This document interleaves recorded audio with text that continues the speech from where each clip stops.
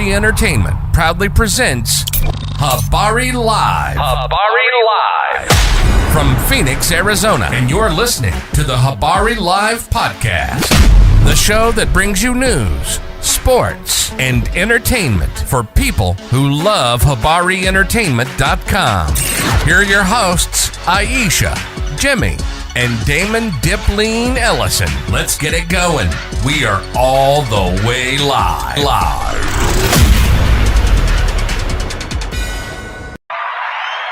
Yo, good morning. Another episode of Habari Live, your go-to podcast for the pulse of Phoenix and beyond. You know how we do it out here, man. Habari Ghani, my people, we're thrilled to bring you the latest edition of Habari Live, your go-to podcast for the pulse of Phoenix and beyond. As always, we are all the way live in Paradise Valley in Phoenix, Arizona. I'm Damon Dipleen Ellison and my co-host, Iesha. We will be your guide through the exciting stories and everyday happenings in our vibrant community, your weekly dose of inspiration, innovation, and insightful conversations from the heart of our city. So let's get it going. It was a big week in news, man. Donald Trump is doing everything he can to distract from the Epstein files. He's doing multiple points of war and he's going after all the black mayors, anybody that's black that's in charge. Watch your back because he's coming. And he went after the DC police department, and fortunately he lost. They did sue him. They went to court, I think Friday, and he lost that. So they will be moving that back. But we'll talk about that a little bit more a little later. But yeah, man, it's been a crazy week. We discussed a little bit about DC on Wednesday, so we might want to stop calling it your weekly. It's a bi-weekly dose, because we are live on Wednesdays now at 6:00. You know what I mean? Well, so bi-weekly tends to mean every other week, so it can mean both, right? Yeah. Twice a week, I Yeah. guess. I don't know. Yeah, it is. Yeah. You're right. It's not every other week, but yeah, you know what we mean here. But the DC takeover has been one of the biggest stories of the week, so we're going to go into that a little bit more. We're also going to discuss Trump meeting with Putin as he bows down to Russia and kisses the butt of Putin, rolls out the red carpet for him as he attacks and goes after all of the Democrats and all the black people and the brown people in the country. He's attacking them while kissing the ass of Russia and Putin. It's a goddamn disgrace. It is disgusting what we are seeing. But this guy is hey man, he's so happy to see Putin. He loves Putin so much. The ultimate brown noser. And he's just kissing this man's butt. He said he was supposed to put in sanctions. He does nothing. Didn't do anything. He at the end of the 90 days, instead of him putting in sanctions, he's going to meet with the dude. Come on to America, bro. Come to America. Like, what is this? He's getting incentives for not listening to you, dog. He got a meeting for ignoring you and what you said you needed him to do. He ignored you and he won. He won incentive. He gets to come to America and talks to the Americans and get pictures with the Americans, which puts him on the level of America. That puts his country on the same level. Without him giving up any concessions. He didn't have to do anything. And Trump met with this guy. And he's just playing Trump.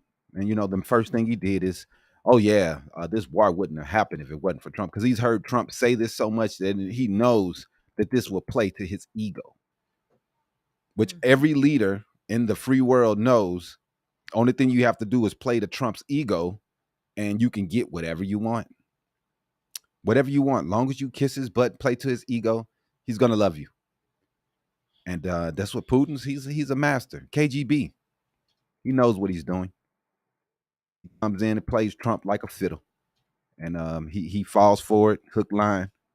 And we're the ones that get played as the war rages on that he promised to fix on day one. Right.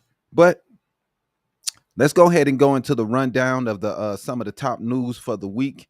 And we'll discuss this more later. Go ahead, Iesha. Yeah, I mean, we had lots of things happening this week. First, this week, something that caught my eye was the Phoenix police are launching a AI that's going to assist them on their non-emergency line.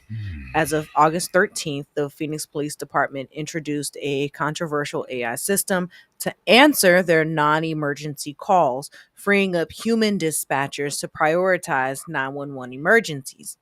The system can process inquiries in 36 different languages and will ask callers triage style questions in order to connect them to the correct services.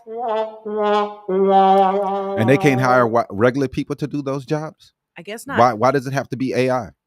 The AI is not going to have, even if it's not an emergency, there's still sympathy and sympathetic things that AI is just not going to have. And just have a robot on the phone, man, I 100% disagree with this. Right. And I think it's absolutely dumb. They say their goal is to have shorter hold times and to make things operationally smoother. I'm like, I'm not We'll really hire sure more people. Right. There's plenty of people out here looking for a job. Hire more people. I mean, what the hell is going on, man? Let's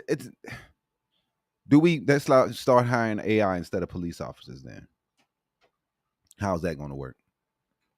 It sounds like a horrid idea that's taking jobs away from people who can actually do this work.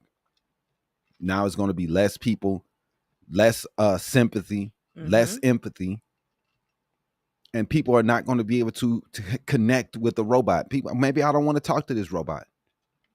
Like, I don't know, man. I don't like it, but this is where the world is headed. So definitely. Also, this week, ICE is escalating their activity around Valley schools. Watchdog group that's monitoring local enforcement reports that there's been a rise in ICE presence near schools in the Valley in the past recent weeks, sometimes occurring in plain sight as parents are walking their children to school. Oh my goodness. This trend is causing growing anxiety, not only among the families and the students, but also among the educators and the faculty of the schools as well. This is it's disgusting, man. What's up, David? What's up, Elijah? Good morning. This is disgusting, man.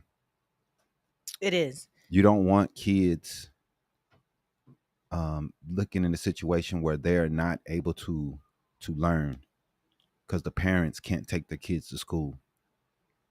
That's just disgusting, man. We should not be doing this. I mean, anything to keep the kids have to be educated. And they need to be safe while being educated. Man, I don't get this. I agree. But moving on, this week also, we discussed this a little bit the other day about our electricity bills for APS and SRP in Arizona. Data centers are driving up our electric bills. Rising U.S. electricity costs are increasingly tied to the energy demands of big tech data centers, especially those powering the AI infrastructures. Some studies link up to 70% of a $9.3 billion regional electricity spike directly towards the data centers. Consumers may be subsidizing infrastructure improvements as our utility and legislators push for fairer cost sharing. So basically, the data centers that are coming in are using such a high demand of energy that the electric company is pushing that cost off onto us as a consumer of regular residential energy. Oh, man. Why wouldn't the prices be pushed to the people who are needing more power? Why would it be pushed to the normal people who are just living their life trying to pay the goddamn bills? Why do I have to pay more because these companies want to run AI everywhere? Now, I understand AI is an intricate part of the future. I get it. But dog, why the hell do I have to pay more because these companies are making billions of dollars. We see that these companies are hitting $1 trillion. Nvidia, they're worth $1 trillion. AMD, the processing company, these companies are making a killing, and you're gonna charge me more? What the fuck I got to do with this? Right. Like, man, dude, this is disgusting. And everybody is seeing the bills. They're looking at their fucking their electric bills, and they're saying, "What the hell? $600, $500,000 a month." It's disgusting, man. And we need to do something. And APS and all these companies coming out. Oh, we need to charge more. We need to charge. No, you need to charge them more. We're just the normal broke ass people. What the hell we need to be charged for more? I don't have a fucking a server farm. Like, what's going on, man? Right. It's nasty work. It is. And, it's crazy because, we have these different types of technologies, right? Which means that there will be an increase of people who are wanting to go to school to learn how to manage and how to fix this type of technology. But there's a caveat here because Trump has ordered colleges to prove that race is not a factor in their admissions process. He issued the executive order directing colleges to submit data proving that they are not using race in their admissions. Arguments center on indirect methods like diversity statements. Though affirmative action was ruled unconstitutional in 2023, the administration claims that some schools still circumvent the ruling. Man. I don't know, man. I mean, schools are private entities. They have the business to enroll who they want to enroll. It's fair to try to be as fair as possible when it comes to who you're letting into the schools. Corey Galbraith, please learn how to spell losers before you call somebody else a loser. Just at least learn. At least learn how to spell, my brother. It's 1 O in losers. Okay? 1 O. There's not 2. Losers. That's losers. So get it together, my brother. If you want to start making fun of people, at least learn how to spell. Show that Trump loves the uneducated. Man, dog. Anyway, you done made me lose my train of thought, man. Over here talking about the race and admissions in colleges. Oh yeah, that's right. It's a double-edged sword when it comes to these situations, because you want to keep demographics. You want to know who and what is going to these schools, how many people are going to it, and then you want to say to yourself, hey, look, we have low admissions when it comes to Black students. What can we do to try to appeal to those students, to make our schools more diverse so this neighborhood or these people don't get left behind? Right. And that's what it's all about, man. I don't think these schools are trying to be racist. White people are still the most educated people in the nation. They usually are the people that are at these schools. The demographics when it comes to Black people are usually pretty low. So we have to do more, and that's the way it is, to try to help these kids who are getting left behind. Right. I know that, some people see that as hurting their way, their chances by giving other people the opportunity, even though all these schools that are out here. The dude who got affirmative action outlawed or taken away, even though, conservatives have wanted to get rid of affirmative action since it was implemented. Right. Exactly. Prom 310. This is the reason why it was taken away. An Asian guy who felt as though he should have got into the school that he wanted to. To me, it was very selfish of him, and then to hurt everybody. And I'm thinking as he gets older, he'll realize what he did. Everybody can't get into Harvard, but there are plenty other Ivy League schools to choose from. And he had his choice, but he wanted Harvard, if I wasn't mistaken. Mm-hmm. And because of that, he sued And he said, "Oh, this isn't fair to Asians. Asians are one of the highest demographics that gets into these schools. They do very well. They usually they are at the higher end when it comes to money and wealth because they focused on these things as a people. They are not getting sent into neighborhoods and redlined. Right. Asian people don't have the problems that Black community have. They are getting opportunities, just like the Indian people that come over. They are getting opportunities. The Indian people coming over here, they are already one of the highest paid demographics because they are getting opportunities. They're not getting redlined. They're not getting told they can't get the bank loan. That is something that happens in the Black community more, unfortunately. So it's still an issue. We're all trying to work towards this and make life more fair for everyone. But it seems like when you're Black, it's a little harder to get the loans.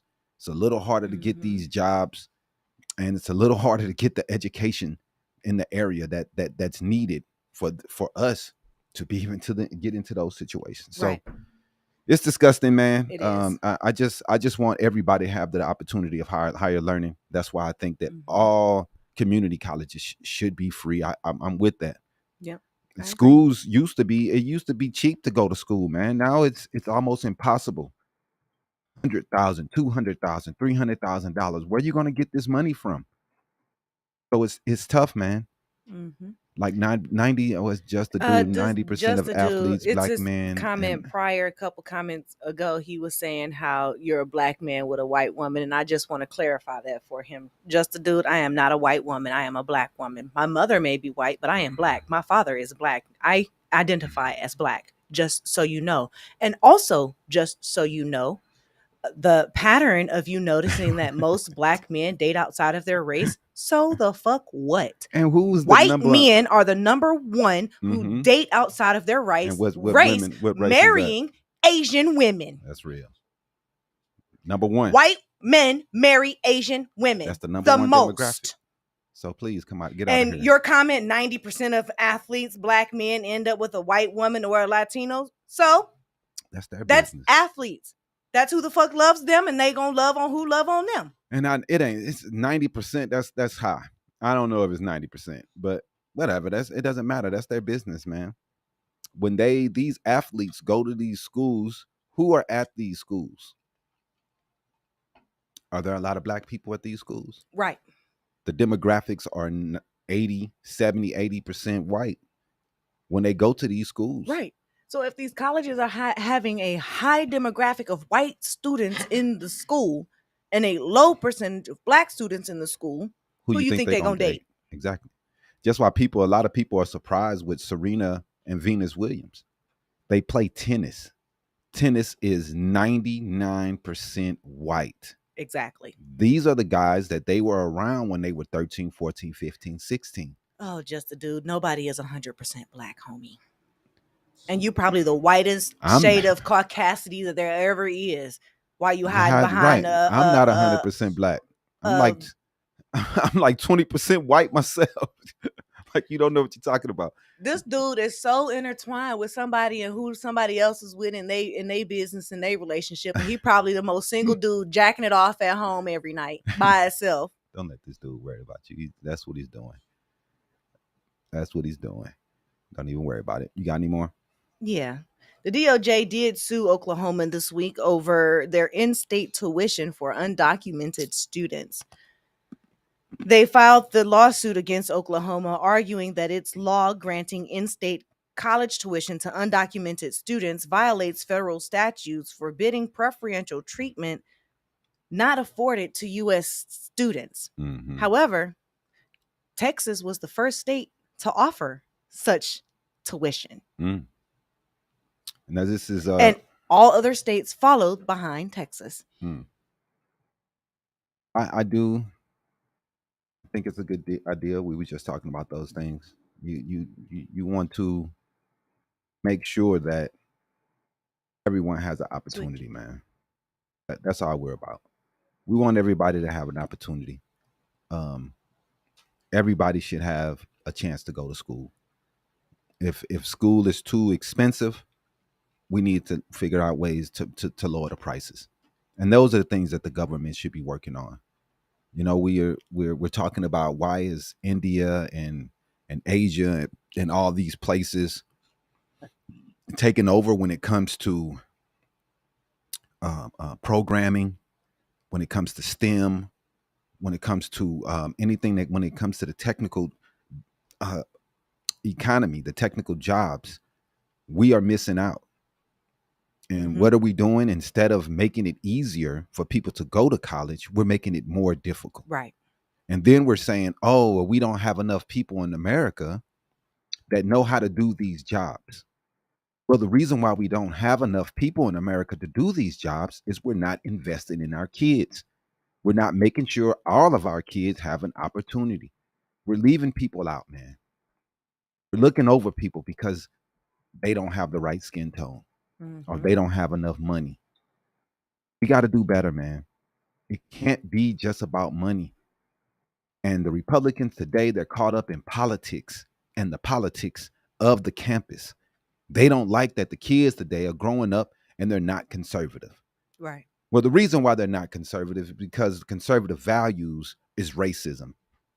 Their whole basis is hate everyone else. And these kids are growing up with all type people because it's a minority majority nowadays. And if they're coming from the cities, they've grown up with all these people that you hate. So they want to stop what's going on the campuses, try to stop the ideologies what people are talking about that's bringing everyone together. Let's see what you're saying. No, sir, at least half of the population should not be going. All right, man. So when AI is replacing us and everybody's sitting at home without a job, what are we going to do, man? They don't think about what that. are we going to do when AI takes over for everything?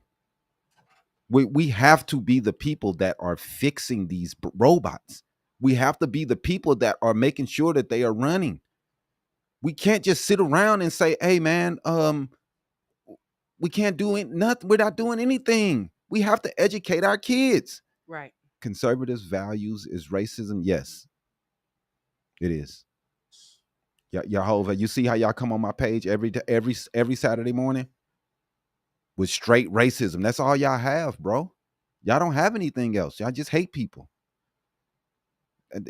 That's all it is. I mean, y'all say y'all not racist, but it's the other side. But I never get the other side calling me names. I never get that. Right. I never have them calling me names. It's you. It's the conservatives every Saturday in here calling people names, saying how much you don't care about anybody else and how dumb everybody is. Have jobs that aren't intelligence based. Sorry, even basic jobs like McDonald's are going to intelligence based. Exactly, bro. What are we gonna do? They're gonna take the low wage jobs. Right. That's the problem. When the low wage jobs are gone and they have robots flipping burgers, what are those people going to do? Some facilities already have robots flipping the burgers. No, just a dude. No one thinks their life sucks because of a white dude. No one thinks that, man. You have to figure stuff out, man. You listening to too much Fox News. So revenge them by marrying Thomas. Oh, it's so dumb. Anyway, I don't know. I call people for what they are. I don't walk around calling people names by their race. I'm calling people by how they act and how they treat people. And if you treat people bad, then I will treat you bad and speak of you badly. You know that golden rule that everybody talks about? Oh, goodness. Right. So who has the most hate groups in America? Shouldn't the black people, if we're the most racist, should we have the most hate groups? Why is it dominated by Europeans? I mean, why do we have so many groups that are walking around that are conservative that hate everybody if the blacks are the most racist? Y'all, this is the type of stuff that I say all the time too. The liberal side is made up of people of all colors. The conservative side is 99% white.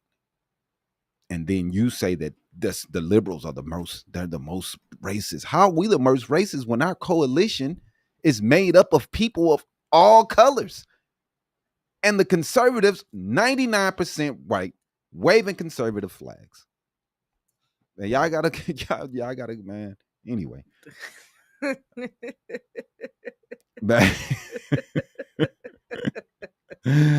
They're obsessed, bro. He came on here talking about, I don't even know what he's even talking about. No one's talking about interracial relationships. He just brought it up. Right. Like he hasn't stopped talking about it. I guess a black dude has diddled his girlfriend and he's upset. Or his daughter. Right. And he's pissed off about it. And he wanted to take it to the Habari Live show and cuss at me. It's not my fault, bro. I ain't got nothing to do with it. Talk to your daughter, man. Or your girlfriend. But moving on. Fontana U.S. School District approved voluntary drug testing in their schools. Effective this school year, so 2025, 2026, and going forward, Fontana Unified School District in California will allow voluntary random drug testing for middle school students and high school students with their guardians or parents' consent. The policy does apply to participants in athletic programs, arts programs, JROTC programs, and any after-school programs. So if you're doing any extracurricular activities, you can be subject to a voluntary random drug testing if your parent or guardian does consent for it. I don't know who would consent with that to let them drug test your kid, unless your kid had a drug problem and you've had problems trying to get the kid to stop. Right. And they're saying this is something that could help to try to keep the kid off of these drugs, because you've been trying to do it at home. Right. And the kid hasn't really been listening. Right. So I can see that helping.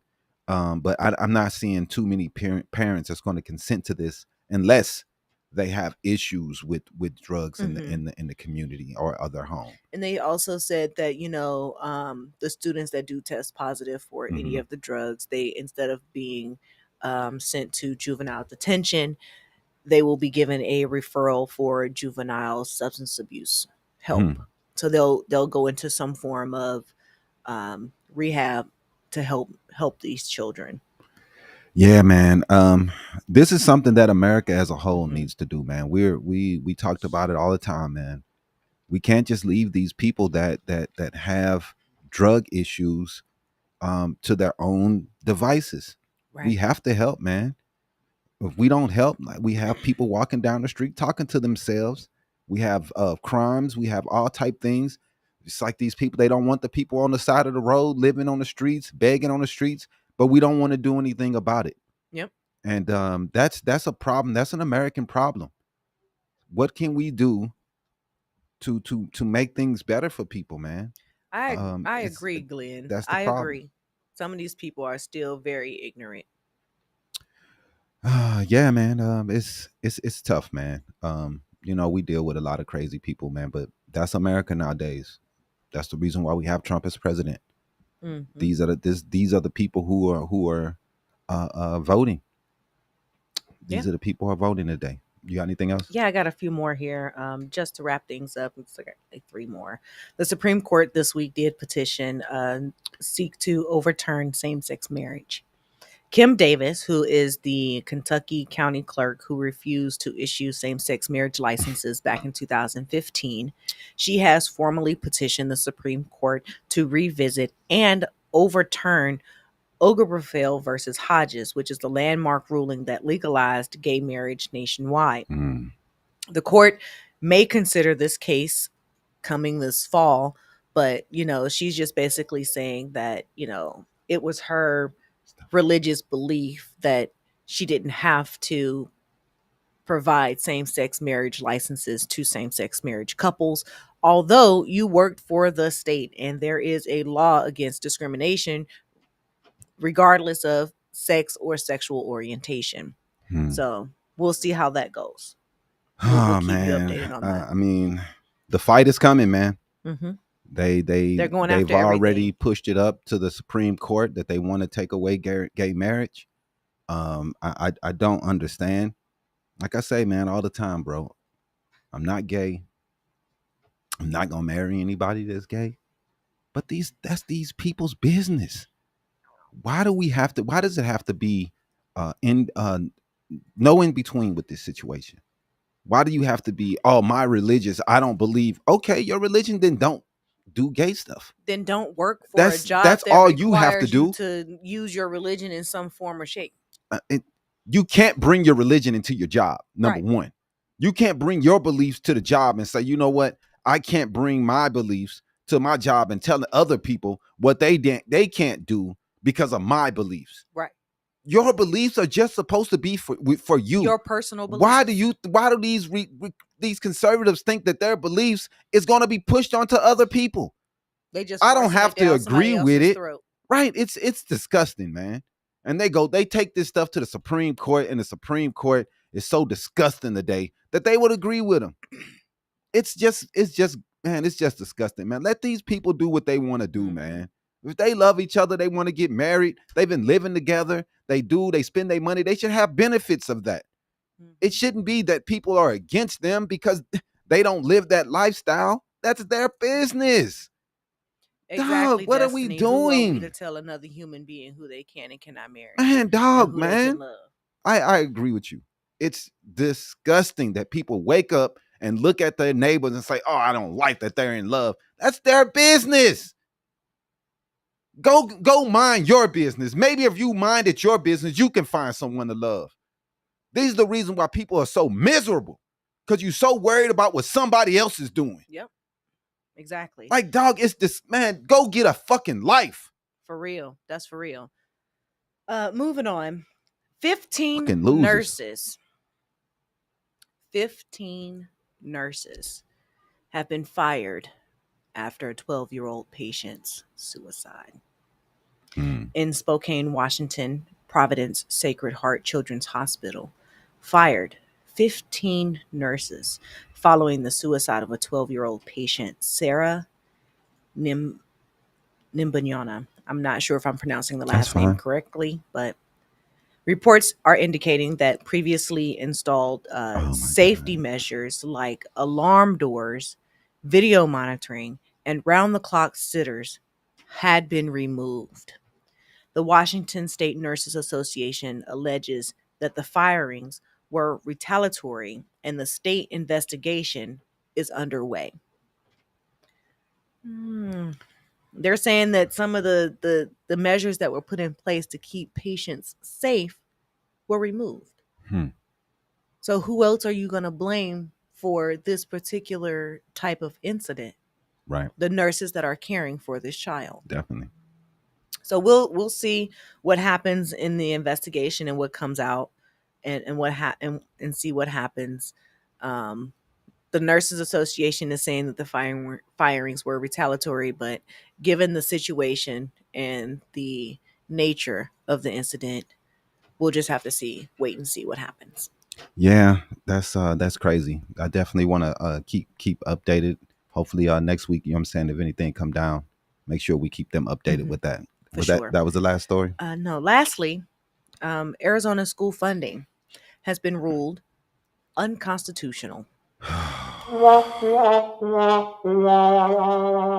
a goddamn shame. Maricopa County Superior Court judge recently ruled that Arizona's system for funding the K-12 school facilities here is unconstitutional, failing to deliver a general and uniform school infrastructure system as required by state law. The ruling targets capital shortfalls in buildings, buses, and technology. Through the students first, the post in 1994 is when this law was enacted. The corrective program attempted reform and it fell short according to the court, and lawmakers are expected to appeal it. But like I said, this was enacted in 1994. We've been fighting the school system to get the correct infrastructure, the correct buses, buildings, things that need to be updated to get updated. And we've been having this fight. The case finally did go to court and go to trial starting last year. So it's been ongoing for a year that it's actually been in court, but it took more than 30 years almost for it to even go from we're in court, now we're actually in trial to see what happens for it. Mm-mm. I was watching the news reporting this, and they were going to some of the schools, and the schools are falling apart, man. Right. You can see outside from inside through the cracks of the building. All this money that we're putting towards education, man. And the schools that are in bad neighborhoods get left behind because of the dumb idea that your school's finances is connected to the price and the taxes of the homes in poor neighborhoods. Like, it doesn't make any sense. And this is the racism that's in America. And everybody's like, what's racist? What's racist? This is the racism. When it's I'm not going to even call it, it's classism. Straight up class bull. When you keep the poor people down, because let's take the money from their real estate and put that towards their schools. We already know that it's not going to be enough money to We're even. not ignoring you. No, man, we're not reading any racist comments today. I'm done with y'all. But anyway, you're not doing anything to help these schools, man, because they don't have the money. All the money that we have in this country, dog. We can sit here and watch these schools fall apart because we don't care. We don't care about the poor kids. We don't care. They're brown, they're black. We don't care. But then when they're breaking in your home and they're stealing stuff, oh my God, put them in jail. We don't need them. Well, but you don't care. It is really disgusting. Everybody's trying to fight so we can do something in our lives that's constructive. But when your kids are lost and you have no money, they're not giving any money to the schools. What do you think is going to happen to these kids? They're going to fall through the cracks. And then when they do something dumb, here we come. Oh my, put them in jail forever. Like I say before, man, we have the most people locked up in the world. We're not the largest country in the world.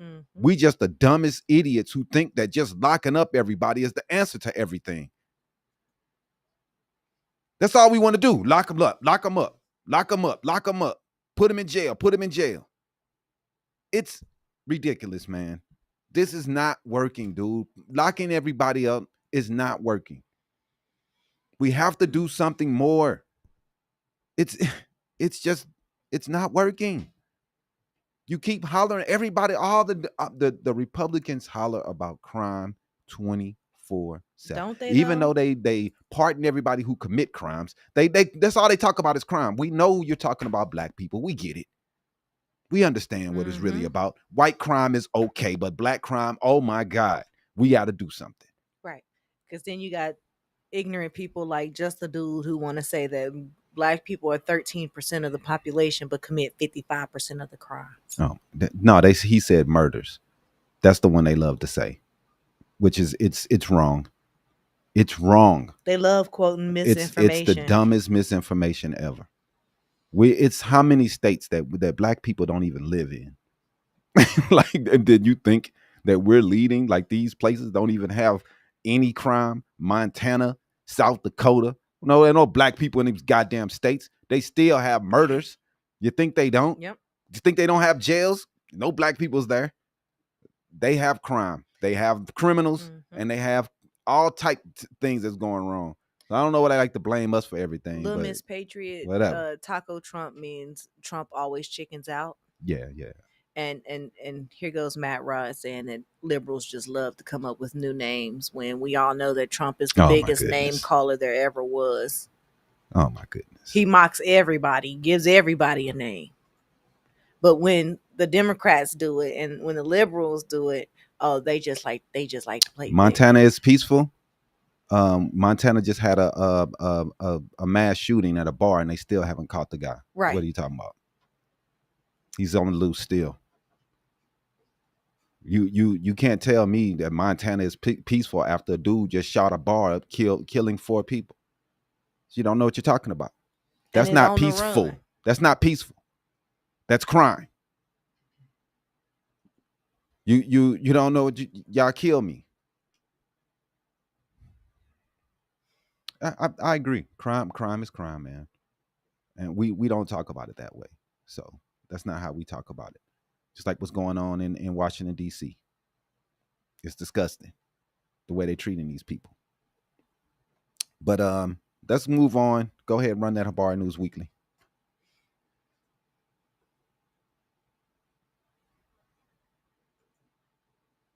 And now, this week's Habari News Weekly with Damon Dipling Ellison. Sponsored by... I have to agree with her. I'm so sick of the Republicans crying when somebody could, like the other day, somebody said, Gavin Newsom said that the Texas governor rolled over. Oh, he's in a wheelchair. You can't talk about rolling when you speak.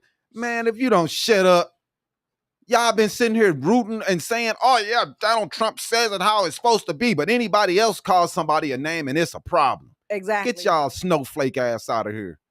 I'm so sick of y'all crying. Y'all are hypocrites, man. Hypocrites. That's all Trump do is call people names.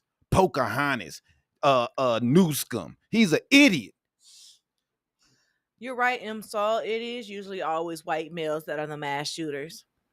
And they don't say nothing about that. They love talking about black people and they crime.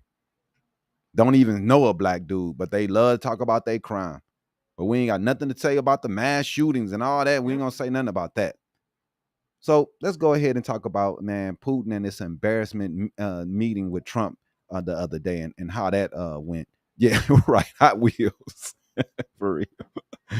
So, Habari family, welcome back to this is Habari News Weekly. I'm Damon Ellison. And go ahead. And I'm Iesha. And today we're going to dive into one of the biggest international stories of the week.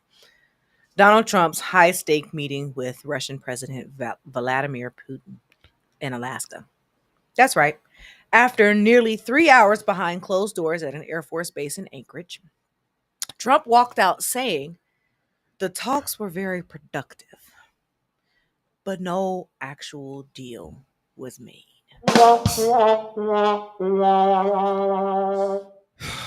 No punchline. Trump's just a joke. So the optics were heavy.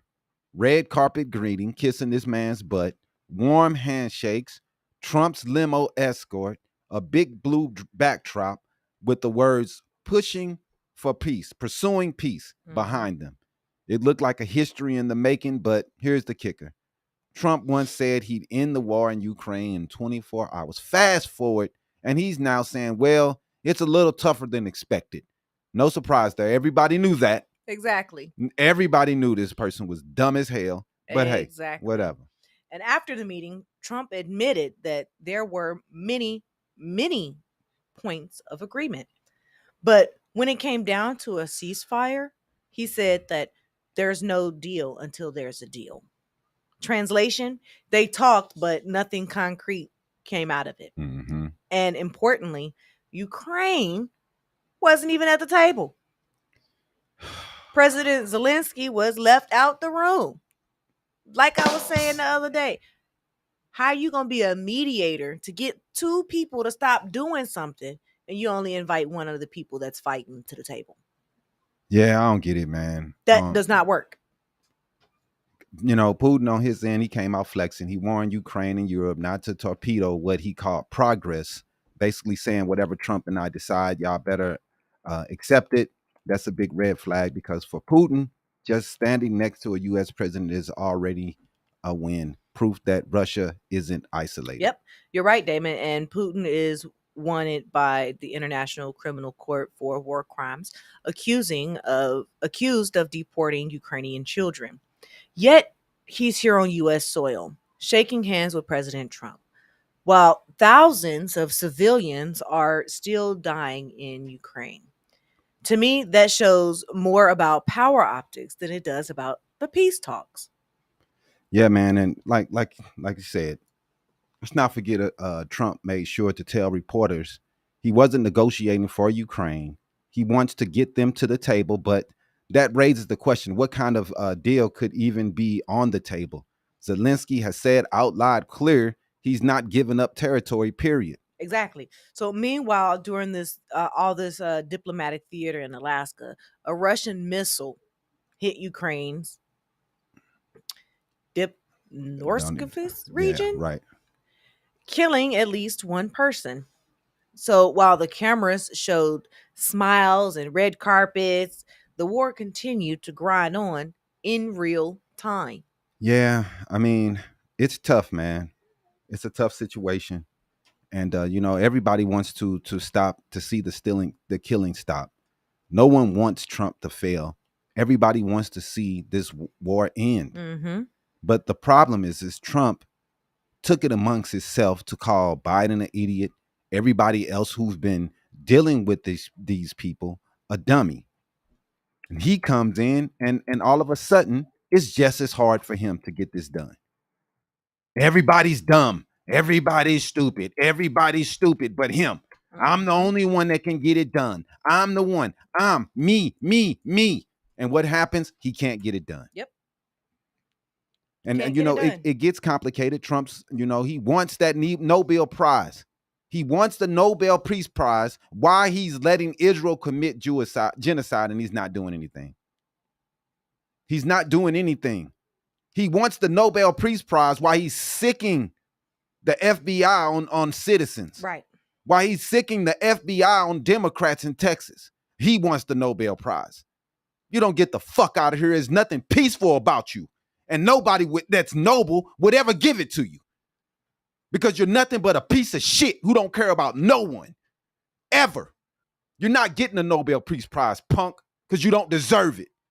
And he's going, all these fucking nations coming around, keep saying, oh, he deserves a Nobel Peace. Man, get the fuck out of here.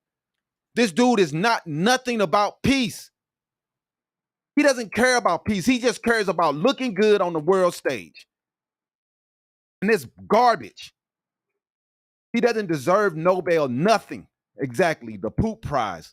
Because that's all he is a pile of shit. Yep.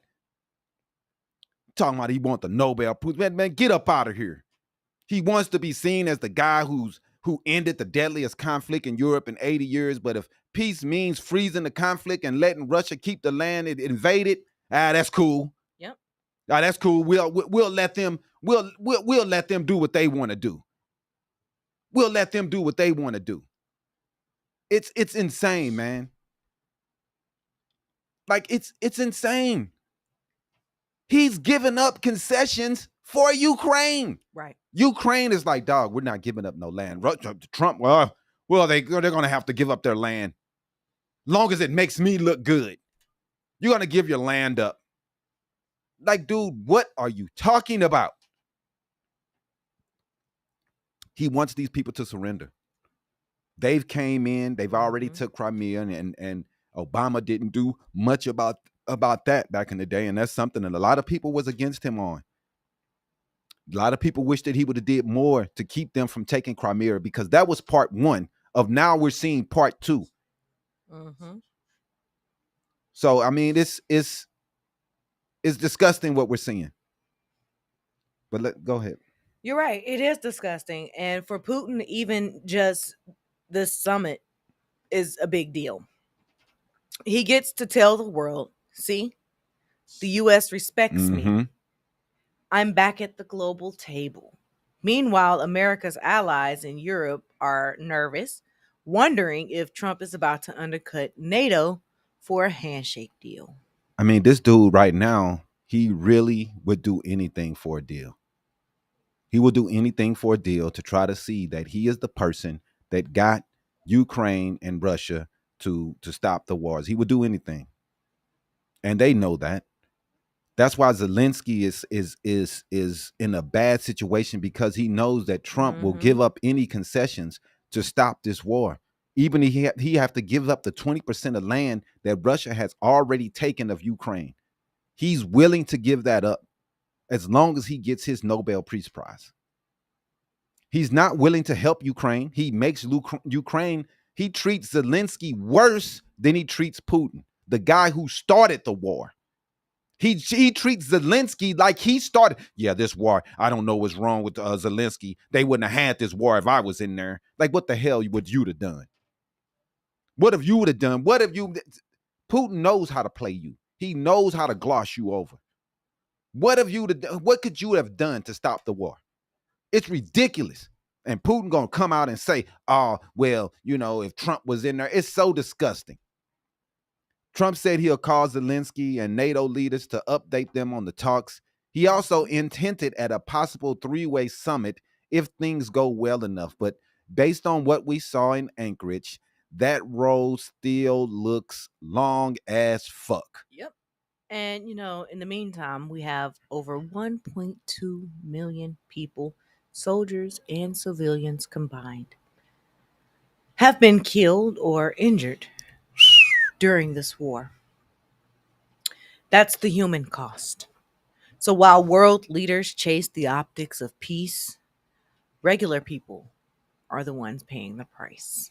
I mean, we saw videos of the Ukrainian people burying their sons and daughters who were in the military fighting to keep Putin out of their country. While Donald Trump sitting around, jokes around and trying to push for a Nobel Peace Prize, people are actually dying. And we're doing nothing about it, man. Those people around Obama office was holding him back from doing a lot of stuff. He wanted to talk to China dictators. They said, no, Trump get in office. I don't know, man. I wish Obama would have did a little bit more when it came to Russia. You know, we weren't going to go to war with Russia, but man, we should have been sending more military equipment. We should did more to help them. Man, dude, we are on something. We're talking about something else. Who cares? He's stuck on man, he can only think about two topics. Ask ChatGPT how much crime black people commit. Man, dude, even if you are right, shouldn't you think to yourself, why are black people in these situations? Why is there crime in these neighborhoods and not in these? I know you, into your racist self, you're just going to say, oh, they're just race. They're just, you know, poor black people killing each other. That's just, no. It's situations that people are put in. They live in these hellholes. Mm-hmm. They have no opportunity. It's a big problem, man. It's not just that black people are rich and they got all this money and they shooting each other. It's obviously economic. We all know that crime is connected to, yeah, you think it's genes because you're a fucking racist, man. You're a racist, bro. You're a racist. That's why he don't show everyone. his face on his Yo, page. Viney, you keep on talking about everything. Everyone that comes in here and speak racist is racist. It doesn't.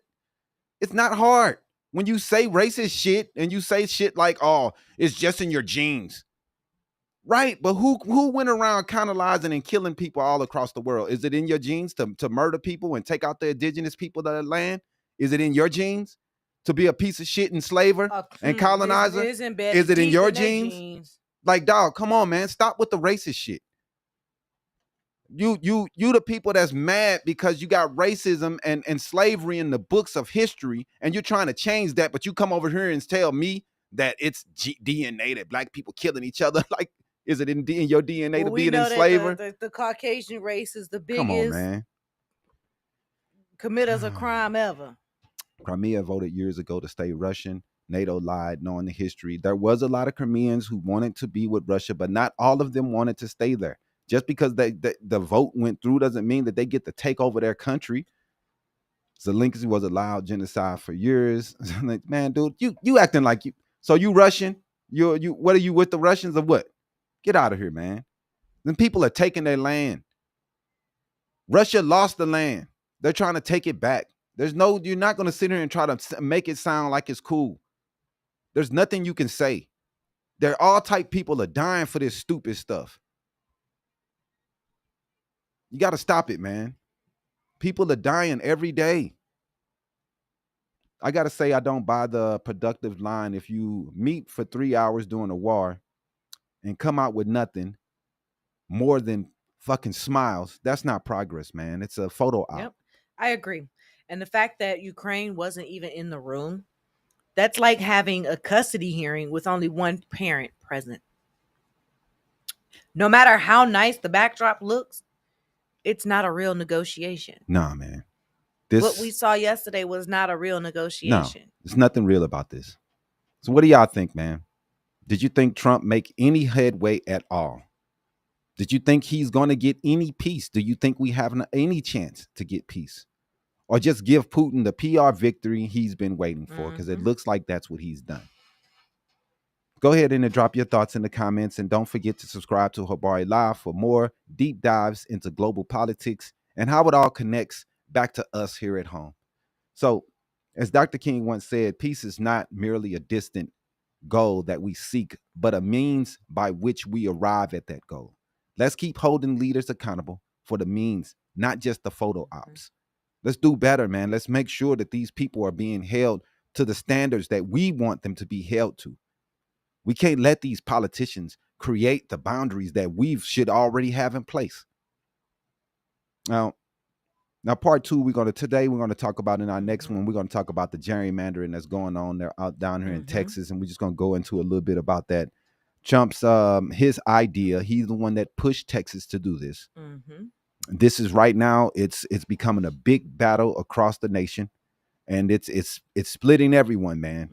It's a big gambit. It's not automatically going to win if you do these things. Right. So, go ahead. Like he was saying, today this is going to be part 2 of News Weekly, and today we're going to be breaking down the story on what's shaking the Republican Party to its core. Donald Trump's aggressive push for a mid-decade redistricting. Yeah, that's right. Trump is obsessed with keeping his house. Good afternoon. Thank you for choosing Habari Live. Choosing for calling. What's up, Habari Live? Hey, how's it going, buddy? It's going good, man. What's going on? All right, man. Hey, man, what you said was spot on as far as the economics part, as far as our communities, the black communities. Yes. But what we have to understand is black people have over a $5 trillion purchasing power. There's no need for, we don't even need, even if we was to get reparations, where do people think the reparations have come from? They come from the taxpayers. It's not like this is coming, the government is on an automatic, mysterious people like, hey, well, you know what? We treated these people bad. Well, let's give them what they deserve. They're not going to do that. No, and even if they happen. did, it's not right. Even if they did, it's not going to come out of their pockets. It's coming out of our pockets. Technically, we asked for something that we already had. I don't get it. Well, we got Shaq. He got 40 businesses. We got LeBron James. We got all these people. Yeah. They need to just come out and say it. Hey, the white people don't want to see you succeed. They like the way the things are going. And we could be fine with that. And then we could congregate amongst ourselves. Because what we need, it's 70 million people to occupy, 70 million black people to occupy America. Now, if we could just get 4 million people to put 75 cents a day. It's 75 cents, which is the equivalent of, oh, man, my math is a little bit off. It's like $200, man. Right. $200 per person. And we could solve our own problems. Because these people, they don't understand, man, what we go through in our communities, man. Our children, they're not dumb. Right. They're not stupid, man. You're right about that. No, brother. Because you're a blood or you're a Crip, that's our army. That's true. We're just in a civil war. That's all. So, being that you recognize that the black community has a $3 trillion purchasing power. $5 trillion. Right. Okay. Why do we focus most of our purchasing power on buying Jordans, on buying Gucci, Versace, getting our hair done, our nails done, wigs, weaves? Why is that all we putting our power towards instead of building banks, doctors, schools? Why is that not the goal? It's a lot that factors into that. And most of it is because we've been deprived of so much that when we get money, we want to look good. You know, and I agree with you, though. I agree with you. I'm a basic dresser. I do buy quality things for my children only off the strength that, they're constantly growing. So I can't get anything. Right. So exactly. That's the type of thing that I'm talking about. Like, we have our children in schools and we're focusing on making sure our kids have the freshest pair of Jordans that just got released, or we got the we got the newest backpack, the Sperry Ground backpacks, Mhm. like what's going trendy right now for all the kids, and the backpack is like almost $300. Right. Why Oh, wow. I why do didn't we even have know that. to why do we have to say, oh, I want the newest trendy thing when we could just buy our kids at Target and Walmart and Yeah, we need to Burlington stay out of Target and Walmart. Burlington We need to stay away clothes? from them. Yeah, that's man. definitely places we need to stay away from. I Those two agree. places. Yeah, but Hey, I mean, we got Uh-huh. people in our neighborhoods that know that are seamstresses, that know how to sew, that know how to You create absolutely apparel that we could wear. Absolutely, I'm with you. You won't get no rebuttal on that. I promise you. But We need to it's shift about our it's about focus. awareness. It's about awareness and letting our people know that we have this spending power. Yeah, I agree with you. We are using it the wrong way, and we're getting everybody else rich except ourselves. I'm with you on that. Mhm. But it's going to take time to be deprogrammed. That's It's real. not going to happen overnight. That's true. Mhm. You know what I mean? So, you're right though. As far as the seamstress, and we have plenty of clothing makers, Mhm. but we just aren't in tune on how to get to these resources because they don't want us to do that. They don't want us to have any kind of economic momentum. Yep. They fine with everything going. They fine with these babies killing each other. They babies. I participated in that. I'm from the Mhm. Bronx. I'm a project baby. I was born and raised in the projects. I lived in the projects practically half my life. Mhm. I live in South Carolina, and I still see the same things that keep us back. But we have to put our foot on these dudes' necks as far as Shaq and all these other people, and just tell them, hey, the white people, you don't have to be scared, man. We just want to know how it is to be safe in our community. Mhm. We shouldn't have to leave our community to feel safe, man. That's real, I brother. don't want to live around somebody that don't want me around them, man. That's real. It don't make sense. Yeah. We appreciate You you know? you calling in, brother. What was your name again? My name is Ohan. We Ohan, appreciate you, thank Ohan you. from the Bronx. Right on, man. Yeah, we you know, 100% man, much agree love, with man. you, I brother. love y'all, man. Keep the fight going, man, and maybe you could use your platform to raise awareness about economics. That's all we should be stressing. You're right, brother. Economics, man. Hell All yeah. right, salute. Right on. Yeah, man. That's for all the people who think that black people Mhm. think that someone else is supposed to do something for them. We understand we have to fix our own neighborhoods and our own communities, man. Right. We understand that, man. And this is something that we talk about all the time. And I love that brother called in speaking the real. It's never going to be someone giving us money. It's never going to be reparations that saves Exactly. anything. It's not going to happen. It's gonna be It's just going to be us. you, and you're going to have to get out there Shift your perspective. and invest in our communities. Now, I understand what he's saying, man. It's all these rich people. Some of them are doing the right thing. We see Omar Epps, him going through in Indiana, building up his Mhm. neighborhood he grew up in. There's a lot of people that's doing things. We see your boy down in Atlanta, and Atlanta's doing a lot. But we have to move this, man. No one's going to do it for us, man. We have to keep it going. And we have to make the change that we want to see, because people are going to keep on calling out our mess that we have going Mhm. on in our neighborhoods. Oh, y'all crime, y'all this. They don't care. They'll just point at us and laugh. They're not going to try to do anything to help. Right. So we have to do better by us, man. So we know that Trump is obsessed with keeping this majority lead in the House right now through the midterms. And his solution has been pressuring the GOP-led state to redraw their congressional maps right now, smack in the middle of the decade. Yep. It's a rare move nationally, and it's dividing Republicans in a big way, man. Some Republicans are upset about this, Right. and it's starting to make a divide inside of the GOP. It is. And here's what's wild. Usually, gerrymandering is something that both parties do, but it's often done behind closed doors. Mhm. But this time, Trump is putting it front and center as a loyalty test. Right. Some Republican like leaders in Texas and Missouri, they're ready to fall in line with what Trump's saying. Mhm. But others, like New Hampshire's governor and California's Congressman Kevin Kiley, they're saying, hold up, wait a minute. This is just a step too far. We're going a bit too far here. Let's take a step back. Let's pause. Let's do the right thing. Yeah, man. And it's finally a Republican has come to their goddamn senses. Like, dude, it is amazing to watch these people and the the tiptoeing and the bouncing around and not doing things and saying things that they know that they would be against if it was a Democrat in the House. This would be if a Democrat was running this and saying the things that Trump is doing to try to get in the middle of the decade, to try to get these lines redrawn just to make sure he wins. And then for those so many people to be with this, it's just, wow, it's crazy. They're willing to cheat. Our gerrymandering is already a problem in Illinois. We got gerrymandering in California, but we know how the entire South is gerrymandered. The entire South, the whole thing. And they always talking about how somebody else is cheating. Gays for Trump. I don't know what's wrong with you, bro. Trump hate gay people. Right. So it's not just blue states. They love to holler that. Mm-hmm. But Republicans are worrying about their survival.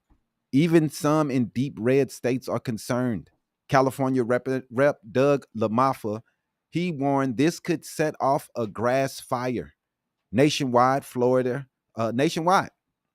It could be a problem in every state that they could just ignite by cheating in Texas, and then all of the states from on starts cheating and start gerrymandering. Everybody just start gerrymandering because this one state decided it wanted to cheat.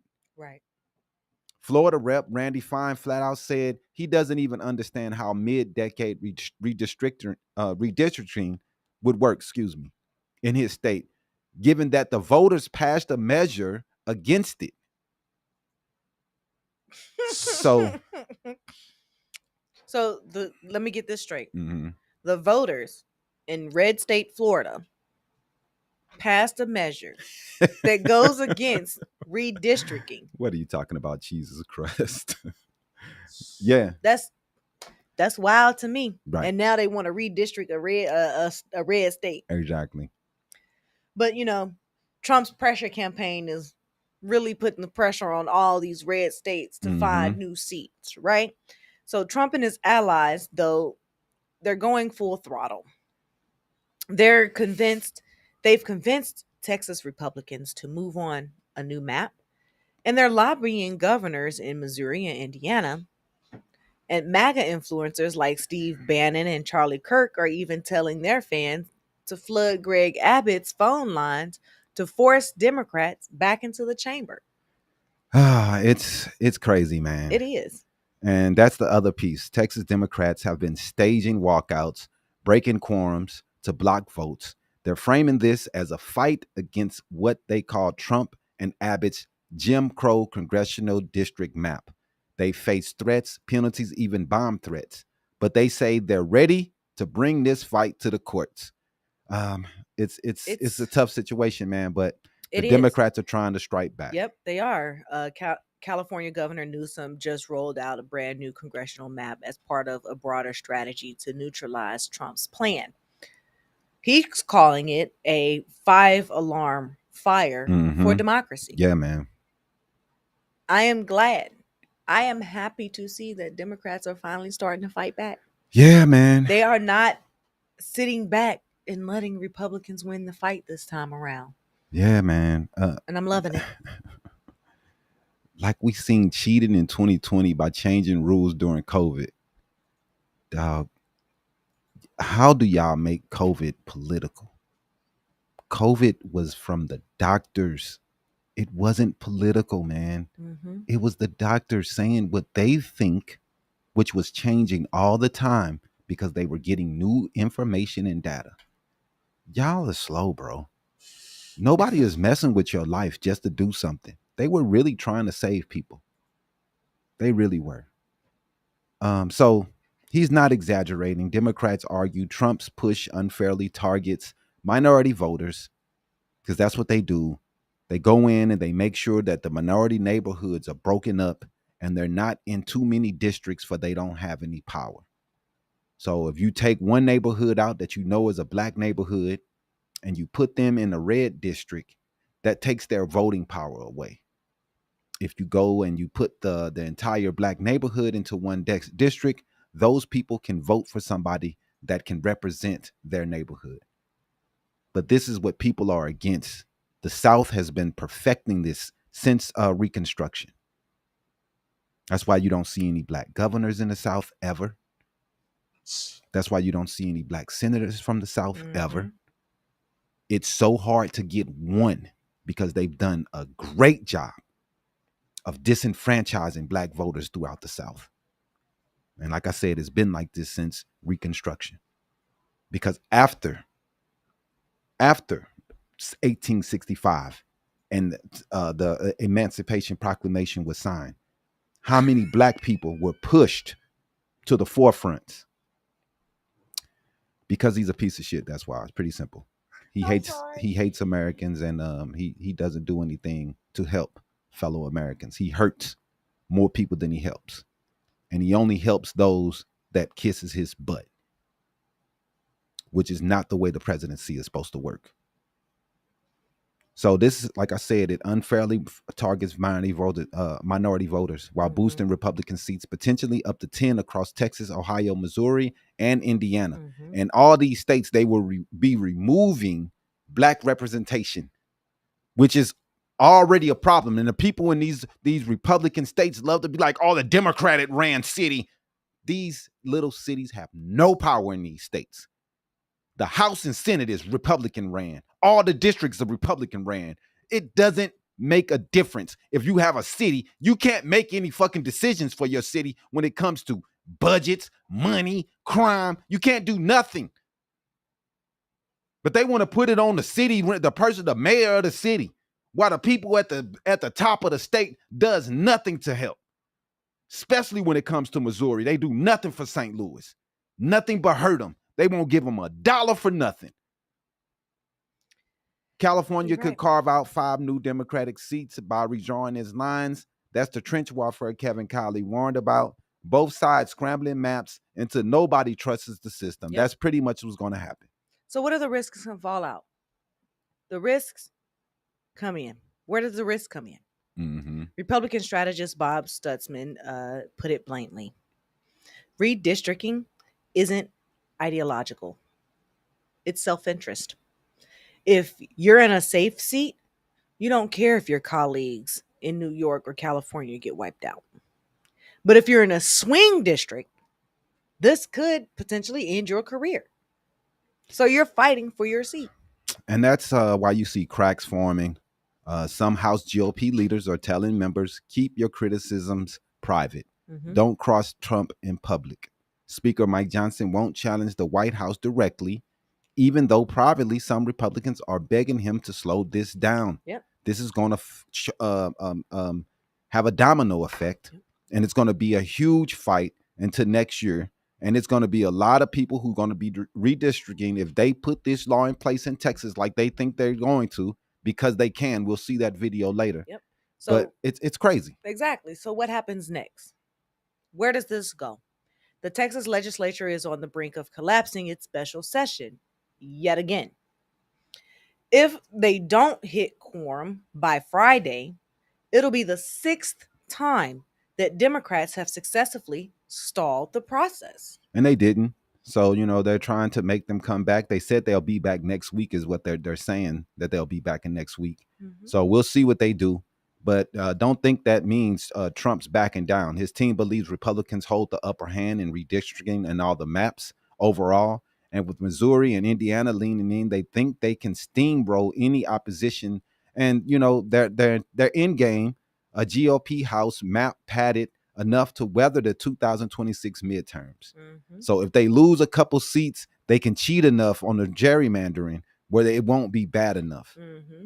Whether or not voters want it, that's another deal. But it looks bad, man. The optics are bad when you're looking at what's going on. You're exactly right. And to me, this is borderline dangerous ground. Redistricting always has been shady, but turning it into a mid-decade high-pressure winner-take-all fight, it feels like we're just literally watching democracy be auctioned off by a wannabe dictator. Man, it's definitely some dictators moves right now, man. I mean, to watch him say we're gonna get more seats, we're gonna redistrict, and watch the president try to cheat in the middle of the decade. It's the end of the decade that these things happen, and they're supposed to have people vote and people take their opinions in, And we're supposed to do more about this to make sure that there isn't cheating. Democrats have put forth bills. They have put forth things in their states. That's why California has to have a vote to change theirs. See, Texas and the Republicans, they don't want any construction between them and cheating. They don't want anyone to be able to tell them they can't cheat whenever they want. And then they're going to point the finger at the other side while they steady gerrymander and take power away from the minority people in their state. Like it's disgusting. But the irony, Republican screams about Democrats gerrymandering, then turn around and do the same thing, just louder. If you ask me, both parties need to step back. But with Trump, it's never about balance. It's all about domination and authoritarian decisions. Yep, you're right. So, Habari family, what do you think? Is this just politics as usual, or is this Trump dragging the country into an all-out redistricting war that could destroy what little trust we have left in our election system? I mean, it's a lot of people, man, who stay out of this process because they don't trust it, because they don't like trust politicians, because they think everybody, Giovanni, gerrymandering is spelled with a G. It's with a G. They can't even spell. But no, I didn't say that. If you've been listening, sir, I said the Democrats, especially Illinois, California, has also done some redistricting and gerrymandering. But we know who is the worst, and that's the entire South, the whole entire South, every state. They've been doing this since Reconstruction. We all know that. These states that have 40, 50% black populations, no one black ever wins anything. Yep. How do you think they are doing that? How do you think they are keeping the black people from being in power in those states? It's really easy. They're gerrymandering. That's why. That's how you never see black governors. You never see anything, because the black people cannot consolidate their power. It's on purpose. So let us know in the comment section. And remember, gerrymandering might look like lines on a map, but those lines decide whose voice gets heard. We have maps with one district on the west side of the state. Then the rest of the district is on the east side of the state. Mm-hmm. We have one neighborhood taking out the district and putting into a district that's all the way on the other northwest side of the state. Like it's just blatant cheating, man. And it's so disgusting. It's so disgusting. Florida's horrible too. They do nothing but gerrymander down there. You say it's illegal, but when, like I said, there's been bills set forth for them to get passed, and they won't. The Republicans never vote for them. Gerrymandering works well for them, and without this, they would not be in power. Those lines decide whose voice get heard, man. Mm-hmm. Don't listen to these Republicans. Stay woke, stay engaged, and stay tuned. Don't listen to them. Don't listen to them. Keep fighting, man, because this is not fair. Yep. Don't forget, go ahead and hit that subscribe button, share the feed, and keep this conversation alive. Hit that notification bell so you get notified every time we go live. That's real, man. So now we're going to go into our video segment. We're going to talk about a couple different things that's happened, man, before we get up out of here today.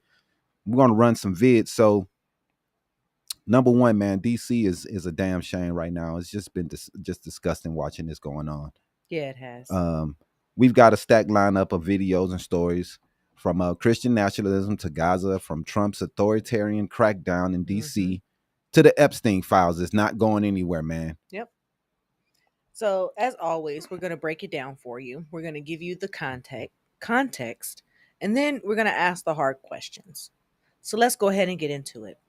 The first one here, we're going to go ahead and talk about religion. I don't know if I put this one on here. Nationalism. I think I removed this one. Okay. Scoot down for me on the videos on the left. Pamela Brown.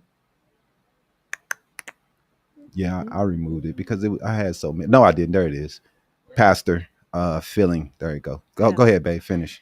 But Anyway, first up on our list is CNN's Pamela Brown, who went to Moscow, Idaho, where Pastor Douglas Wilson, yes, the self-described Christian nationalist, has built a movement around the idea that America should be a theocracy based on biblical law.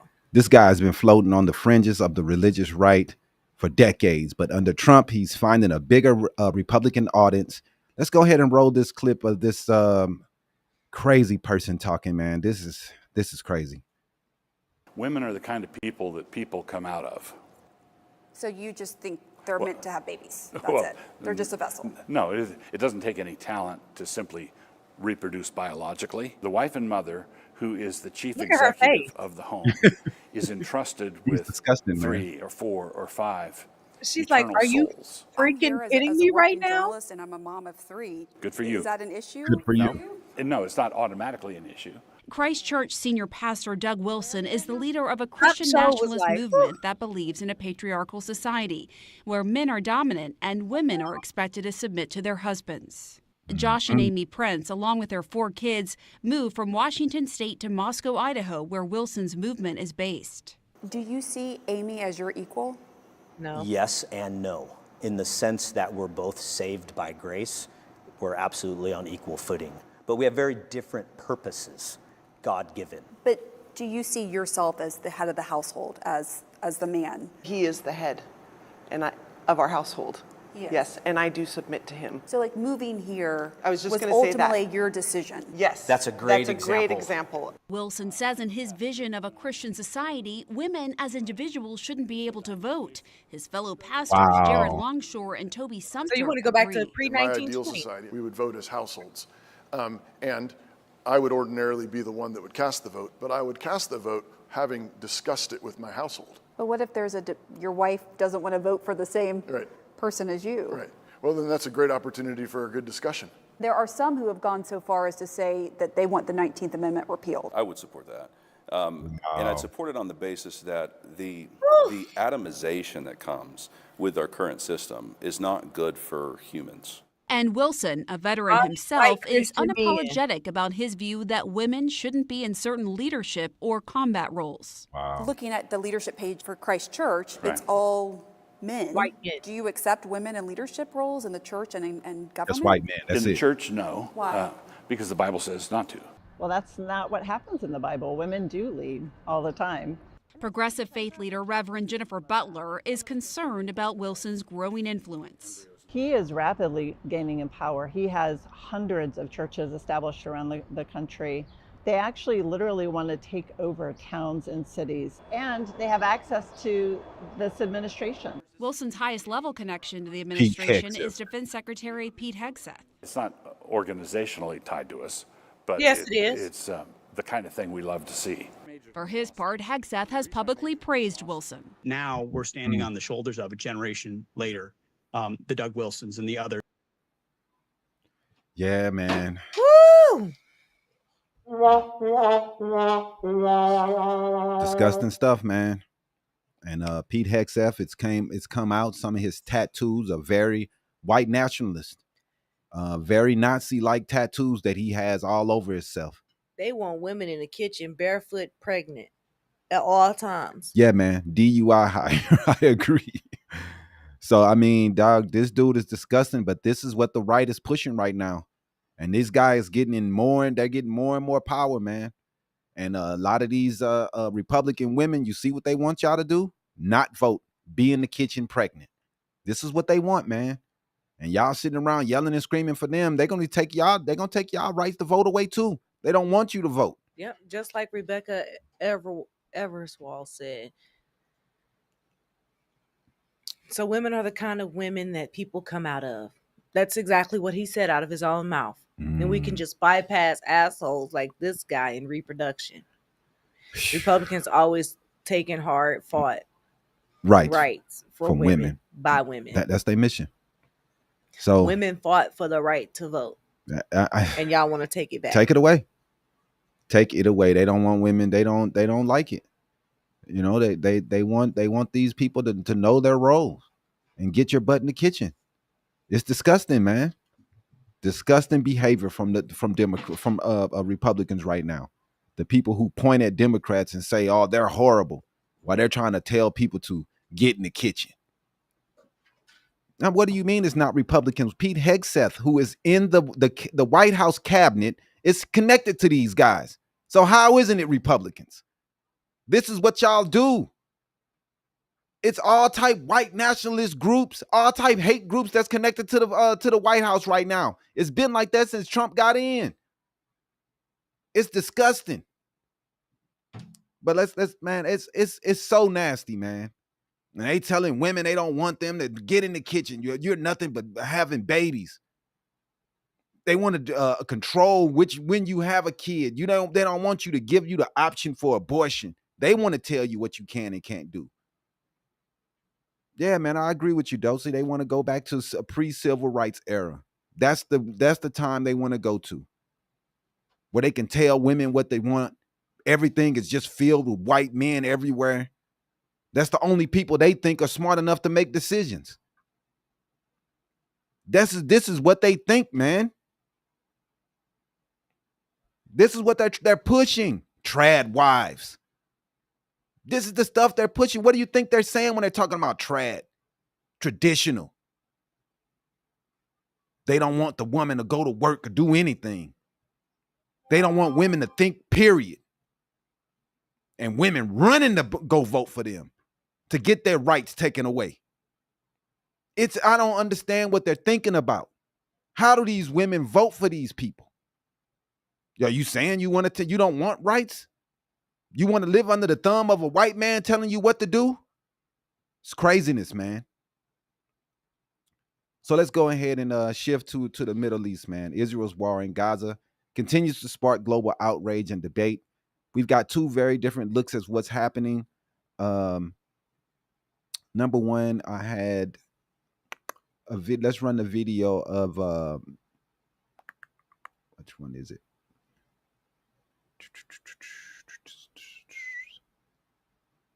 Yeah, there we go. This on Mark Levin, and he's talking about the genocide and how he disagrees that it's a genocide in Israel. I'm sorry, in Gaza. Go ahead and play that.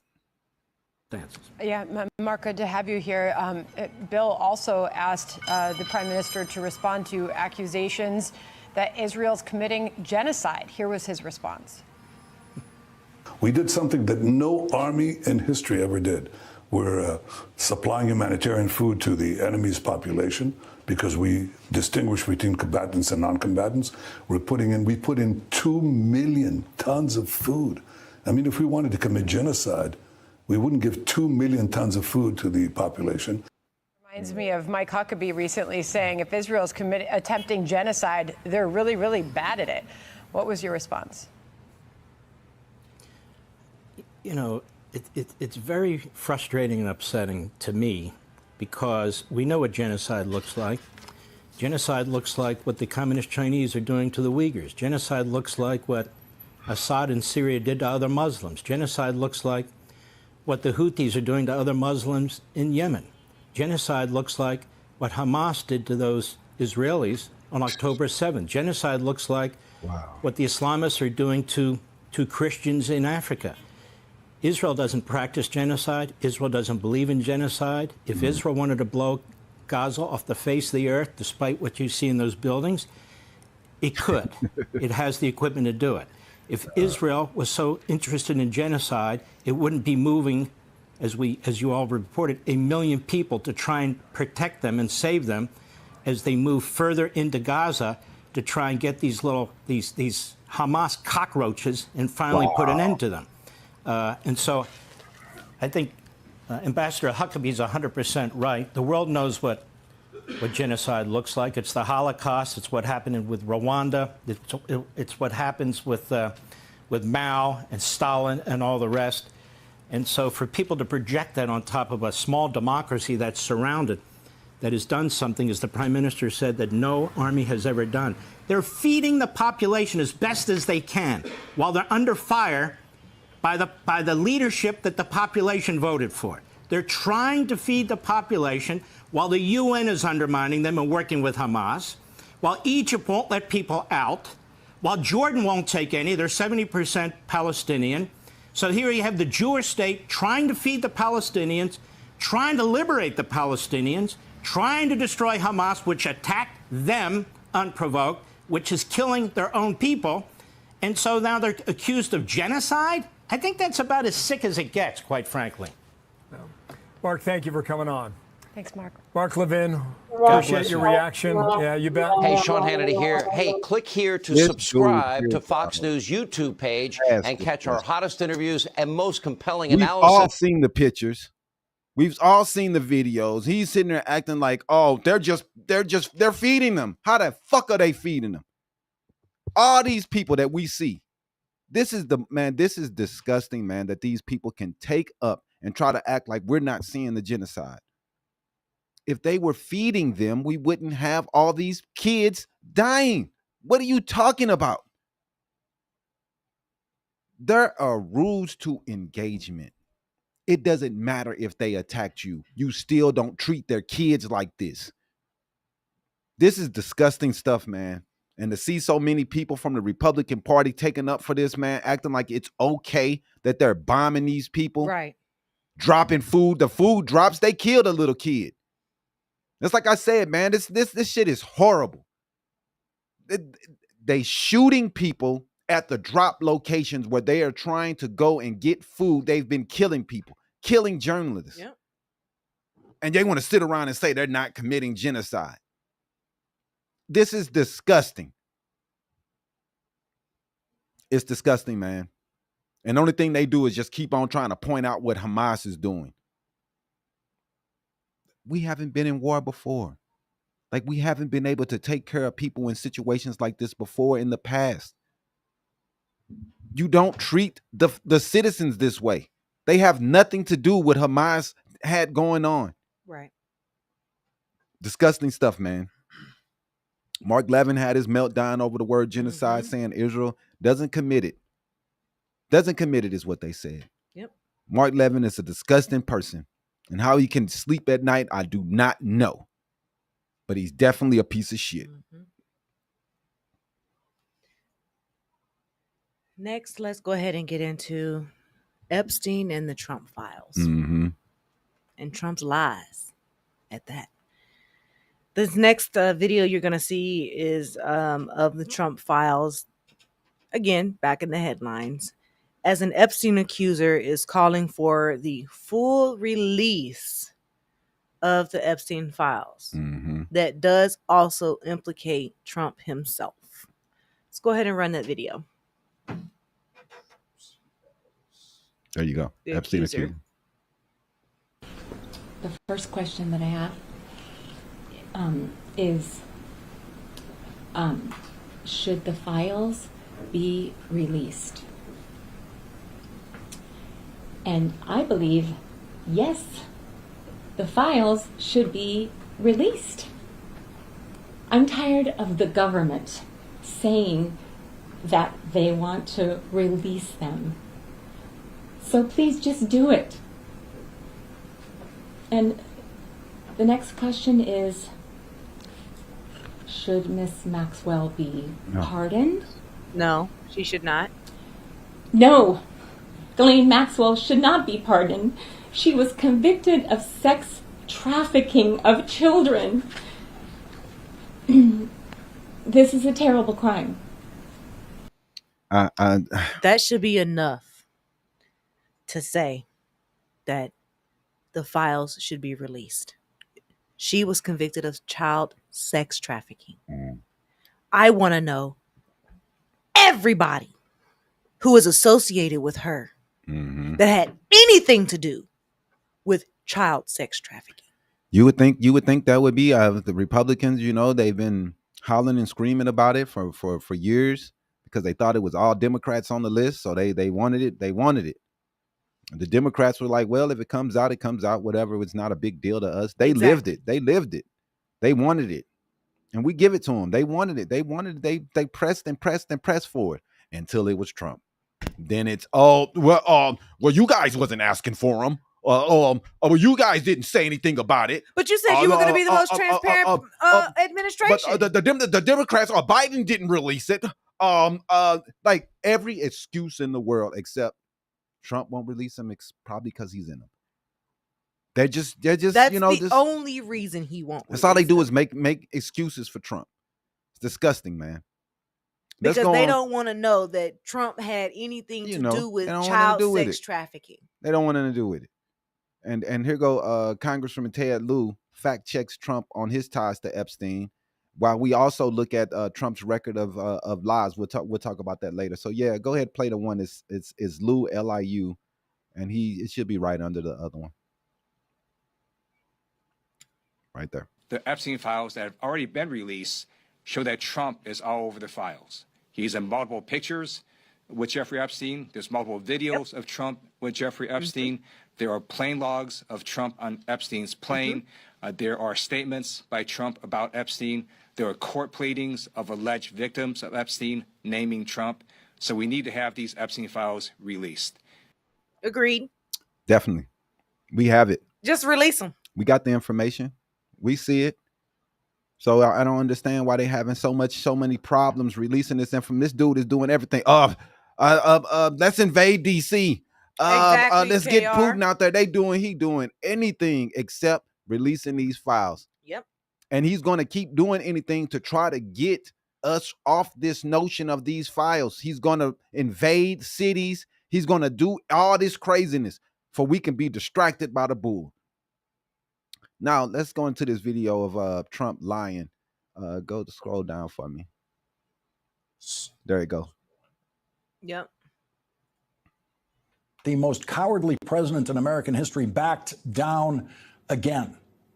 The stupidest president in American history backed down again. The only convicted felon to serve as president of the United States backed down again. The president who got caught publicly lying over 35,000 times in his first term backed down again. And in backing down again, Donald Trump once again became a loser. In this case, a loser in a contest that he started, a contest that didn't have to happen were it not for the rank ignorance of Donald Trump. Donald Trump has already lost his trade war, and he is relentlessly stupid enough to continue to draw lines in the sand of his trade war that get blown away by his own foul, intemperate breath. Yeah, man. 35,000 lies in his first term. Think about that. 35,000 lies. Like, dude, it's disgusting. And his base just looks the other way, but loses their mind if someone says someone wears a tan suit, they flipping out. Right. Why this dude lying every goddamn day? His wife wears a sleeveless top. They're disgusting people, man. So we got Trump's crackdown in Washington, D.C. This dragged out distraction is all it is. They've already lost the court case, and who pays for all these court cases that we're going to with Trump all the damn time? Taxpayer dollars, as everybody has to take this dude to court to sue him. Yep. Because he's always doing some bull. Go ahead. Yep. But we're going to come back home here for just a minute, where Trump's federal takeover of DC's police force continues to escalate. Yeah, man. You've got Judge Jeanine Pirro cheering on the crackdown, National Guard vehicles lining up near Washington Monument, and the FBI agents patrolling Georgetown. This is crazy, man. But let's go ahead and run the video of Jeanine Pirro discussing how they're going to take over D.C. Crime in D.C., according to D.C. Metro Police, is down 26% since last year. So why do this now? Well, the operative part of that question is since last year. So if last year we had, or the year before, we had the fourth highest murder rate in the country, why are you so proud of the fact that crime has gone down? Gone down from what? Gone down from when? Crime is way too high in the district. And, this namby-pamby response that, crime is down. No, it isn't down for the people who are victimized by crime. The president spoke about potentially expanding this to other cities across the country. Under what authority could he do that in other cities? I think that expanding this in other parts of the country, in cities where crime is out of control, is a good idea, and it is an idea that I think is long overdue. I think that until we show the criminals that they're not going to get away with it anymore, then we're going to live under fear. And given the beginning of all this with cashless bail, when criminals knew they weren't going to be arrested, and when they're not getting sentenced appropriately, when they're not going to be held if they are arrested, then, you know, we've got no choice except to continue along the same line.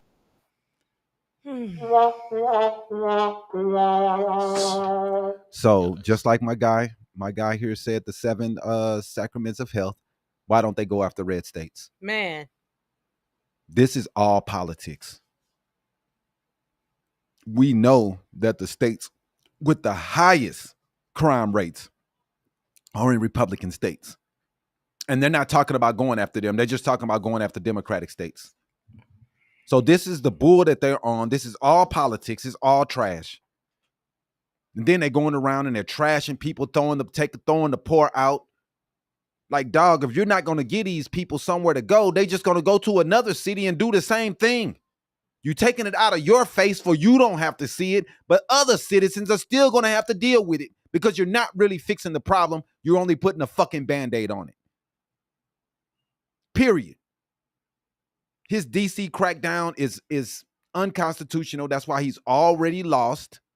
Already lost in the courts because he tried to take over the police department, put in place his own person from the government, Tom Cotton or whatever this dude name is. It's all trash.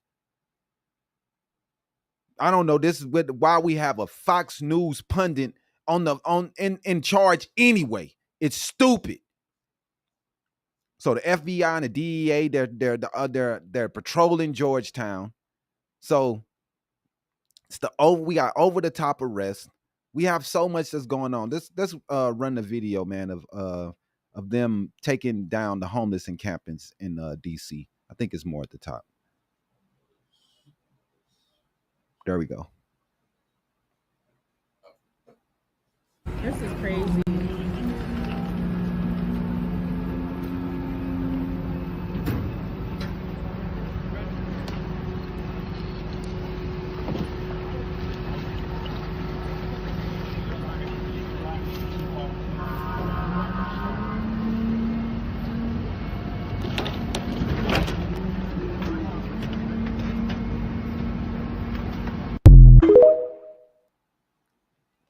Go ahead and play the next one of the FBI and DEA in DC.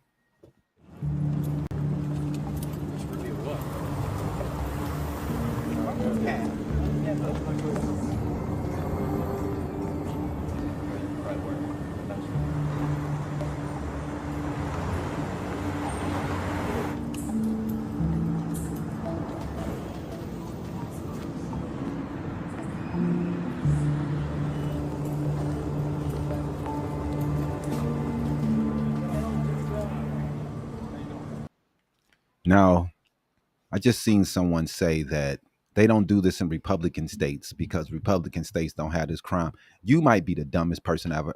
That might be the dumbest comment in the history of comments in this motherfucker. Are you kidding me? You cannot be this fucking dumb. They are. Memphis, St. Louis, Arkansas, Little Rock. Are you kidding me? These are the places that are number one. Texas. These are all Republican-led places. I know that y'all like to say, oh, well, they have a Democratic mayor. No, that doesn't make them a Democratic-led place.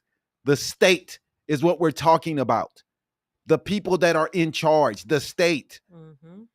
Now, we had a guy who got arrested, for throwing a Subway sandwich at a Fed worker.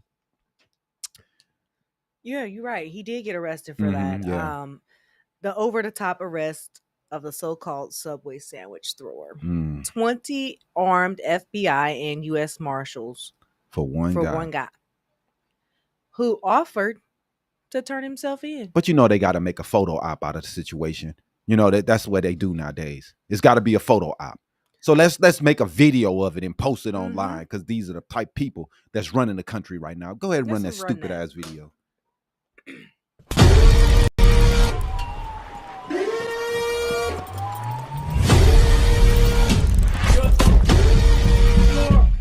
Coming down.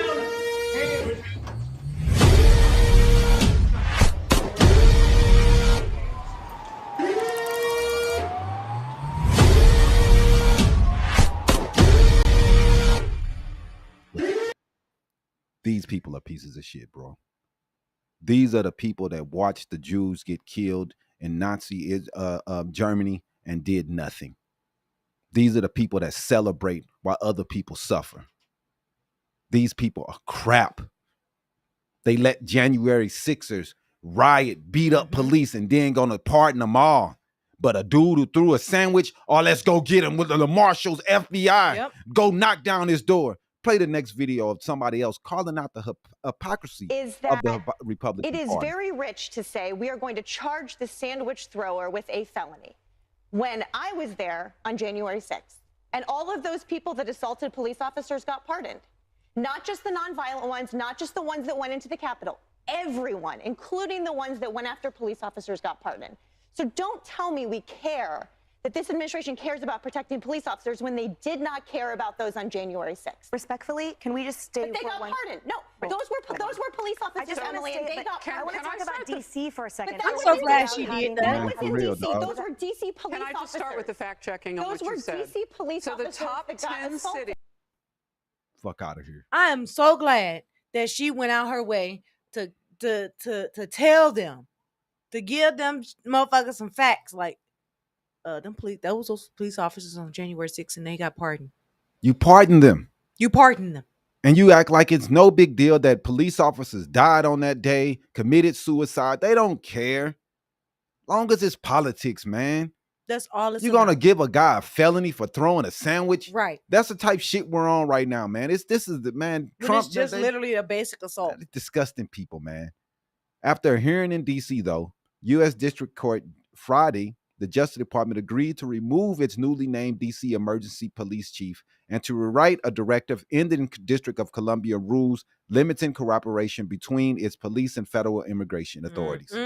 The District of Columbia sued the Trump administration and Attorney General Pam Bondi earlier in the day on Thursday. D.C. alleges her efforts to scuttle the district's sanctuary rules, curbing local police cooperation with immigration authorities during the federal police takeover are illegal.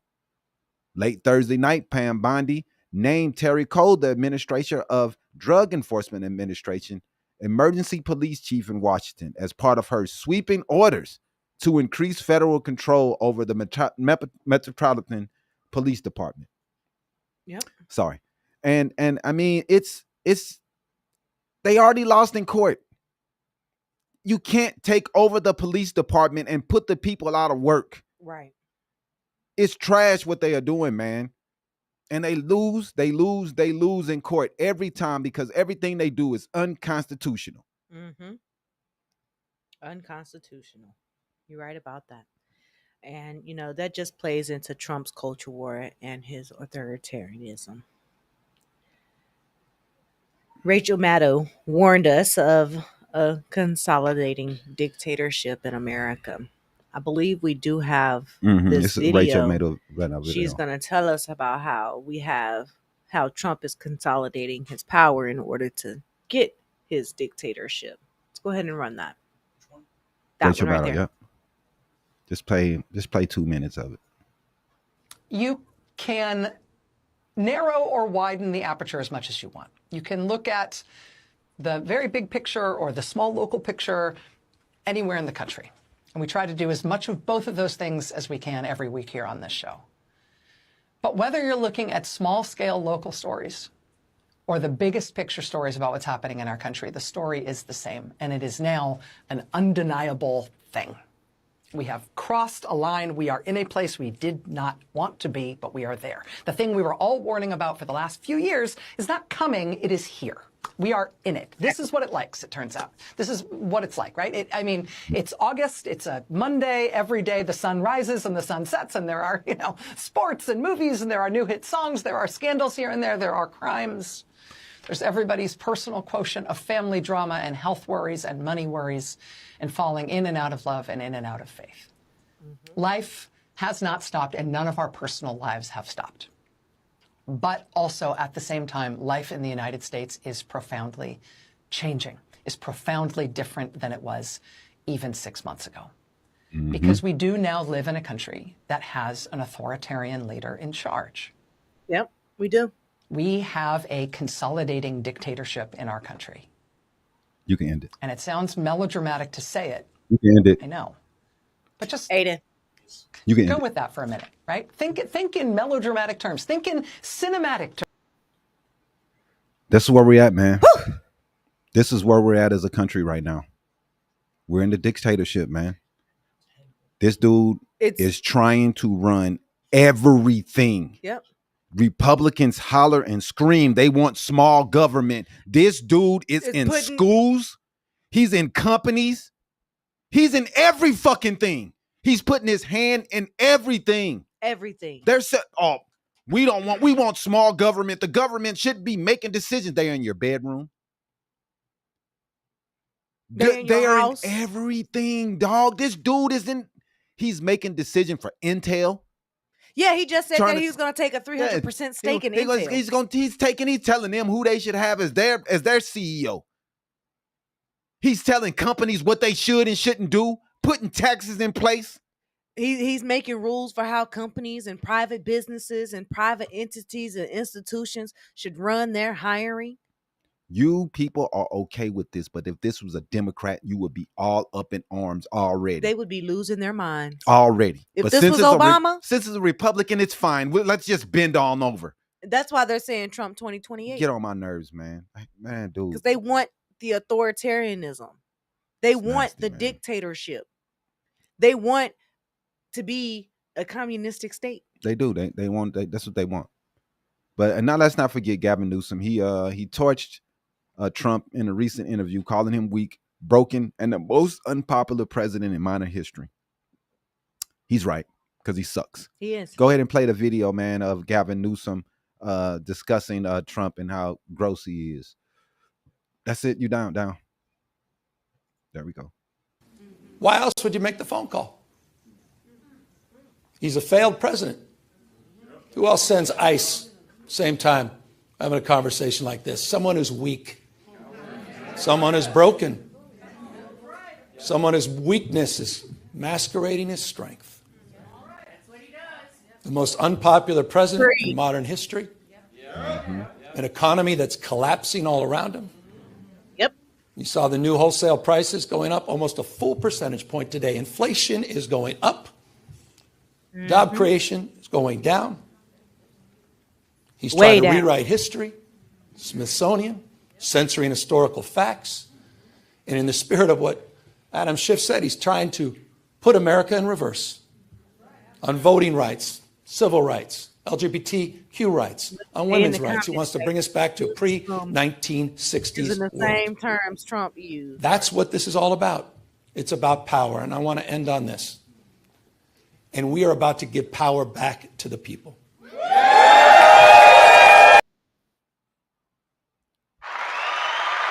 And what does Trump do?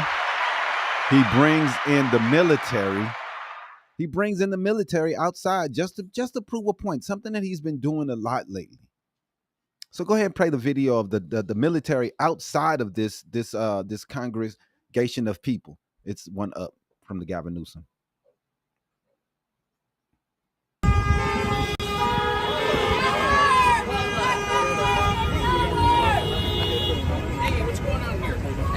Now we're here making Los Angeles a safer place since we won't have politicians. We do that ourselves.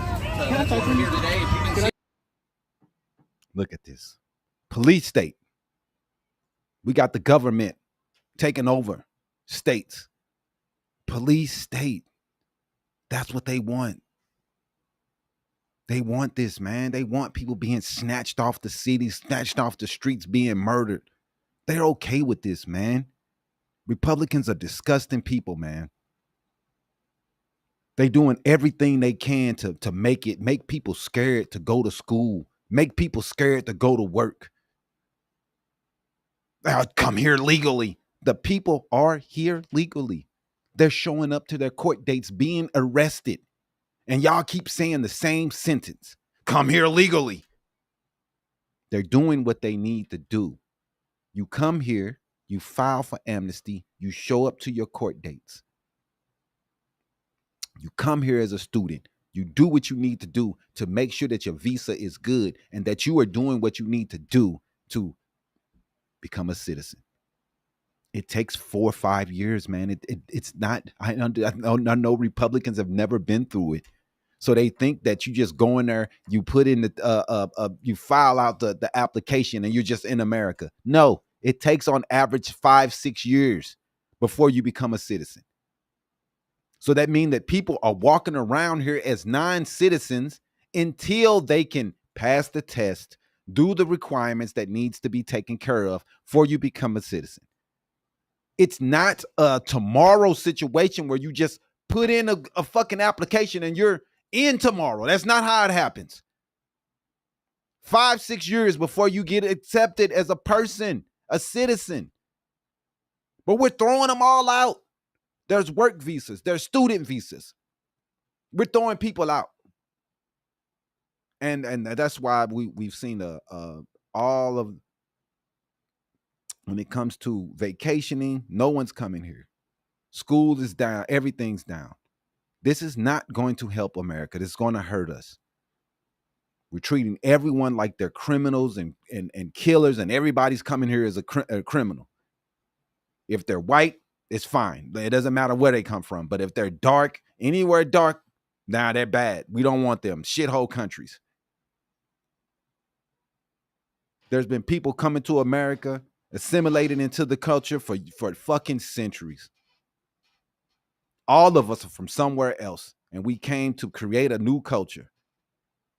We need to stop this evilness, man. Stop it.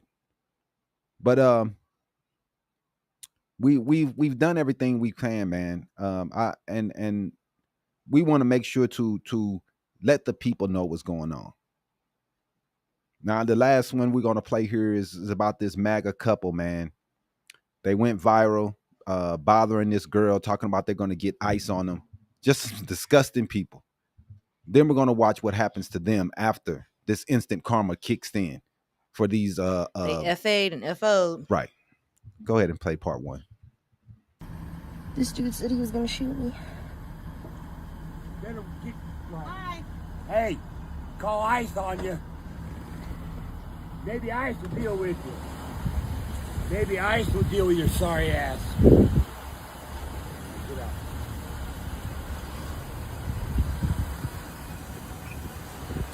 Disgusting people. Threatening ICE. The girl's scared. You can hear it in her voice that she's scared. Lady gonna get out her car just to further the What? I'm recording. Why? Cause I can. Okay. Hi. Okay. Yeah. Hi. My name's April. Okay. So leave. What are you doing? Get in your car and leave. Why? I don't understand why you're. I'm minding my business. No. How about you mind yours and get in your car and leave? Get in your car and leave, fatty. She show a fatty. Yeah. Not in a good way. Yeah, it's okay for you guys to insult me, but I can't insult you, right? Yeah. He's pointing his gun at me. Go ahead. Go ahead. In Colorado. Pointing his gun at me. Another disgusting good guy with a gun, pointing a gun at a little girl. I'll still record you from this way. I have my 2 kids in the car. Now let's see what happens to them after this incident. Let's see how they act once they get caught. So, yep, this is April. I'm making this video as an apology to the woman at Dairy Queen in Arvada. I am very sorry. No, you're not. This has all been Sorry, you got caught. way out Sorry, of you got fired. proportion on my end because of two people parking way too close to each other. And for that, I am sorry. To be clear, the gentleman that was in the video is Your passenger? no longer with me. I am not a racist. Yes, you are. I have successfully been fired from my job. So everybody was successful with that. Good. As you should have been. Mm-hmm. I need everybody to know that there was no gun in the vehicle.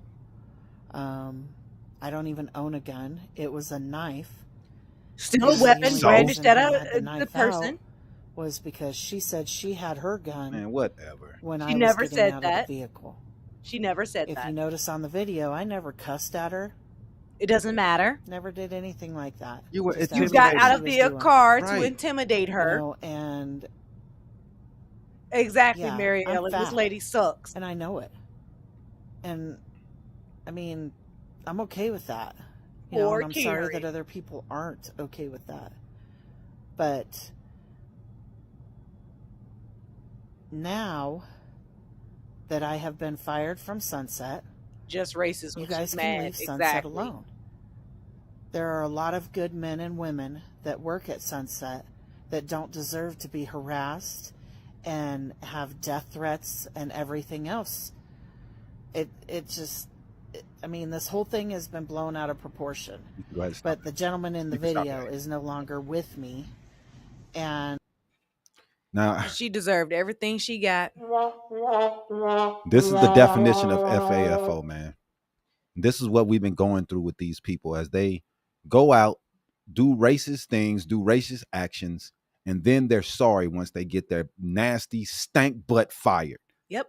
When somebody finds out, oh, you work where? Let me call up there and tell them how racist you are and how Right. you discriminate How you against even people. racist or whatever towards everyone. It's disgusting, man. And this happens so much in a country that they are hollering and screaming isn't racist. Oh, it's no racism in America. You're making it up. You black people don't have it any worse than anyone else. But all we see is videos of these people running up on motherfuckers, Being treating them racist. like shit and being racist. And these people have jobs. These people work for the government. These people work for the city. They're making decisions Some of for them work black for the people. state. Yeah, these people. I'm talking about these racist Republicans. They work in places where they have power and they're making decisions. And you're sitting around saying, oh, racism doesn't affect anyone. Yeah, Huh. she might get Huh. a job again. And if she does, and she does some more racist shit, says some more racist shit, she gonna get fired from that job too. It's just disgusting that we think that these things doesn't affect everyday life when it's so many people like that.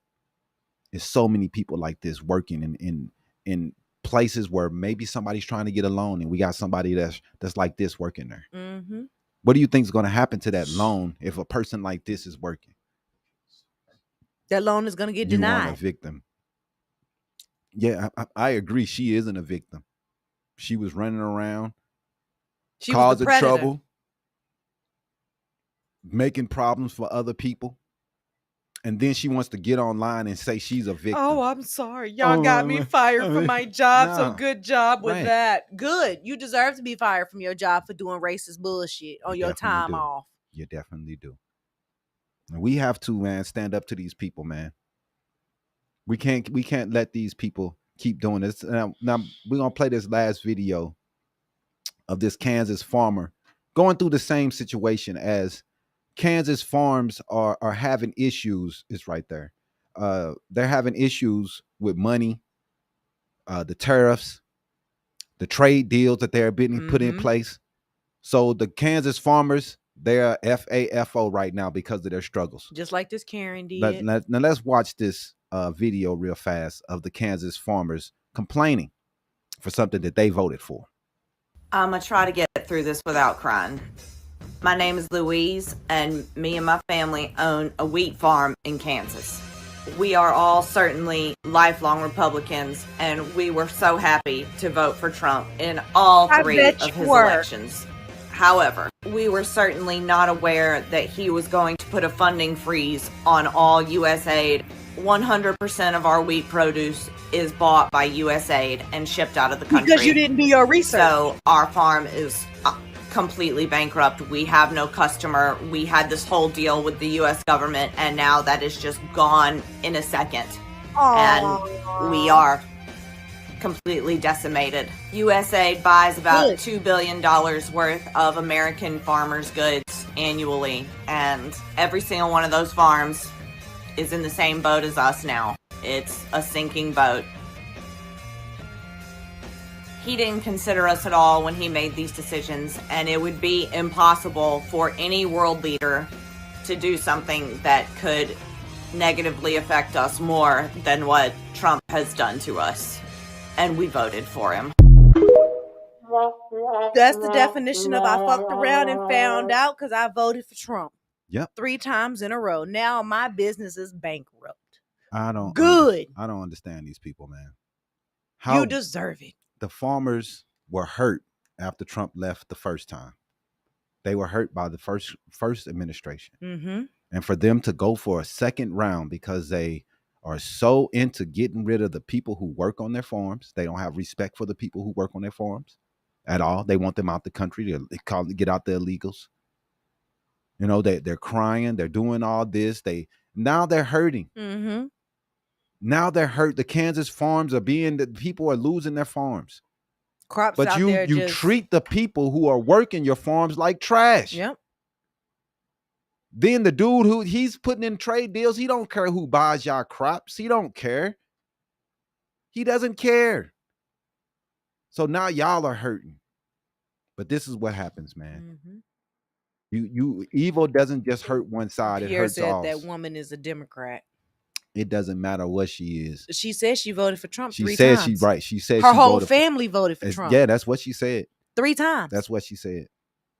That is what she said. Proud Republican. So, I mean, before we head up out of here, I'm going to go ahead and run this last one about the Smithsonian. Talk about that. You see it? Yeah. Like you said, before we go, we got one more story. The White House wants to review the Smithsonian's institutions exhibitions to make sure that they align with Trump's view of American history. Ahead of the nation's 250th anniversary, Trump wants to make sure that the Smithsonian's museums, the Museum of History, only reflects his view of American history. Now, the government is in the Smithsonian private company business. This is the type of stuff that Republicans have always been hollering for years and years. We want small government. How is this small government, this dude telling the Smithsonian how he wants history to look? Mm-hmm. It wants to be aligned to how I feel. To how I look at history through a racist eyes. They already been taking away everything that's black that he can think of. Get rid of it. I don't want any black history around. And this dude is gonna sit here and straight face, we're gonna get rid of the history that make us look bad as white people. Like, what the fuck is going on? The truth is the truth.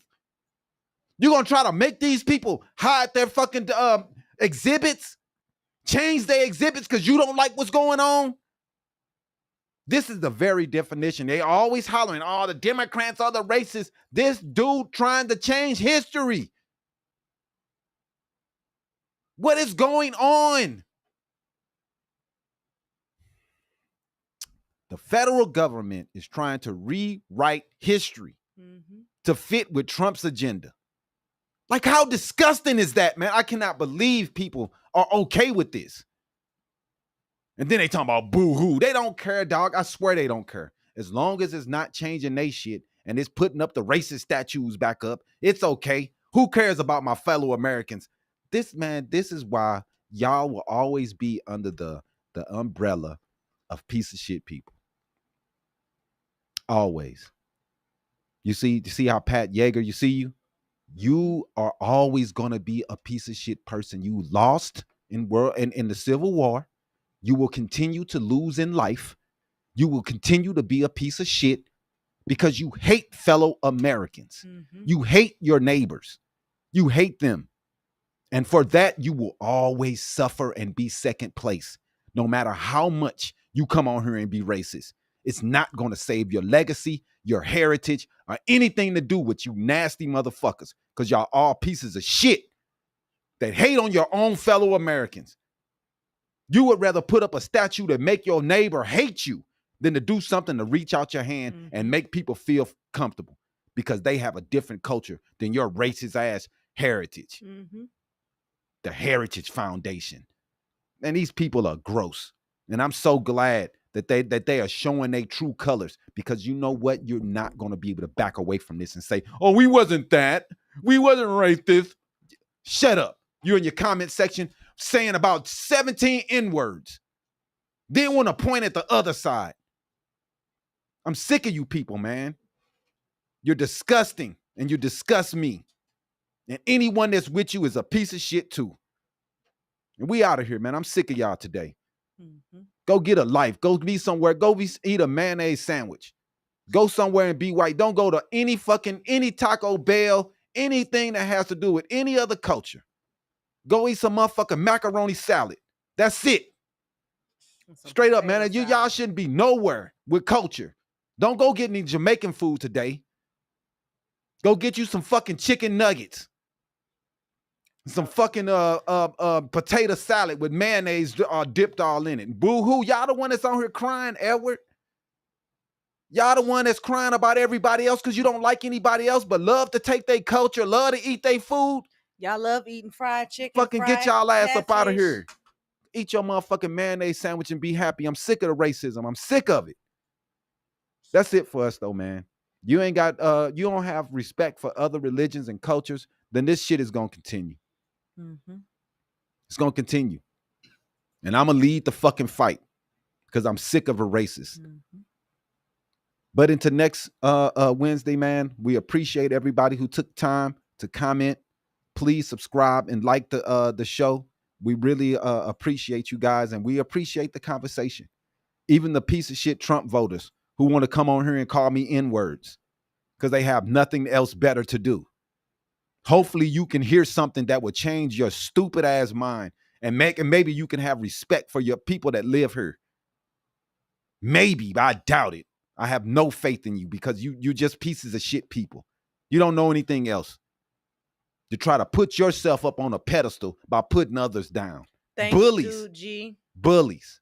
Straight bullies. That's all you are. Bullying don't get anybody but you get your ass kicked. Thank you, man. We appreciate you guys. And until next Saturday, Wednesday. Till Wednesday. We will be back at 6:00 p.m. on Wednesday to talk more about what's going on. Please, like I said, subscribe, hit that alert bell, and we'll be with you guys next time. I'm Damon Ellison from Habari and Iesha. And we will get it with you guys next time, man. Thanks for Aiden for sitting through it with us, brother. We appreciate you. And until next time. Peace. Peace. Holla,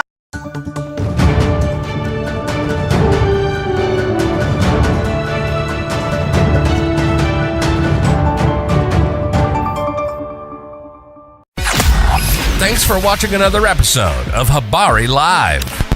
Make sure to subscribe to our YouTube channel and get updates on news, the podcast, and more. Follow us on Facebook and Twitter. And don't forget to visit www.habarientertainment.com. See you next week. Peace.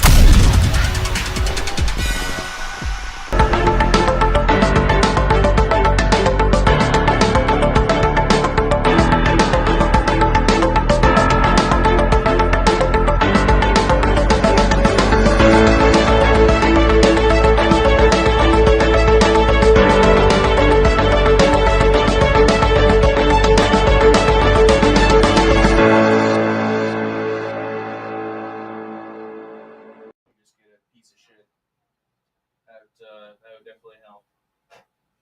But we all know they're too cowardly. So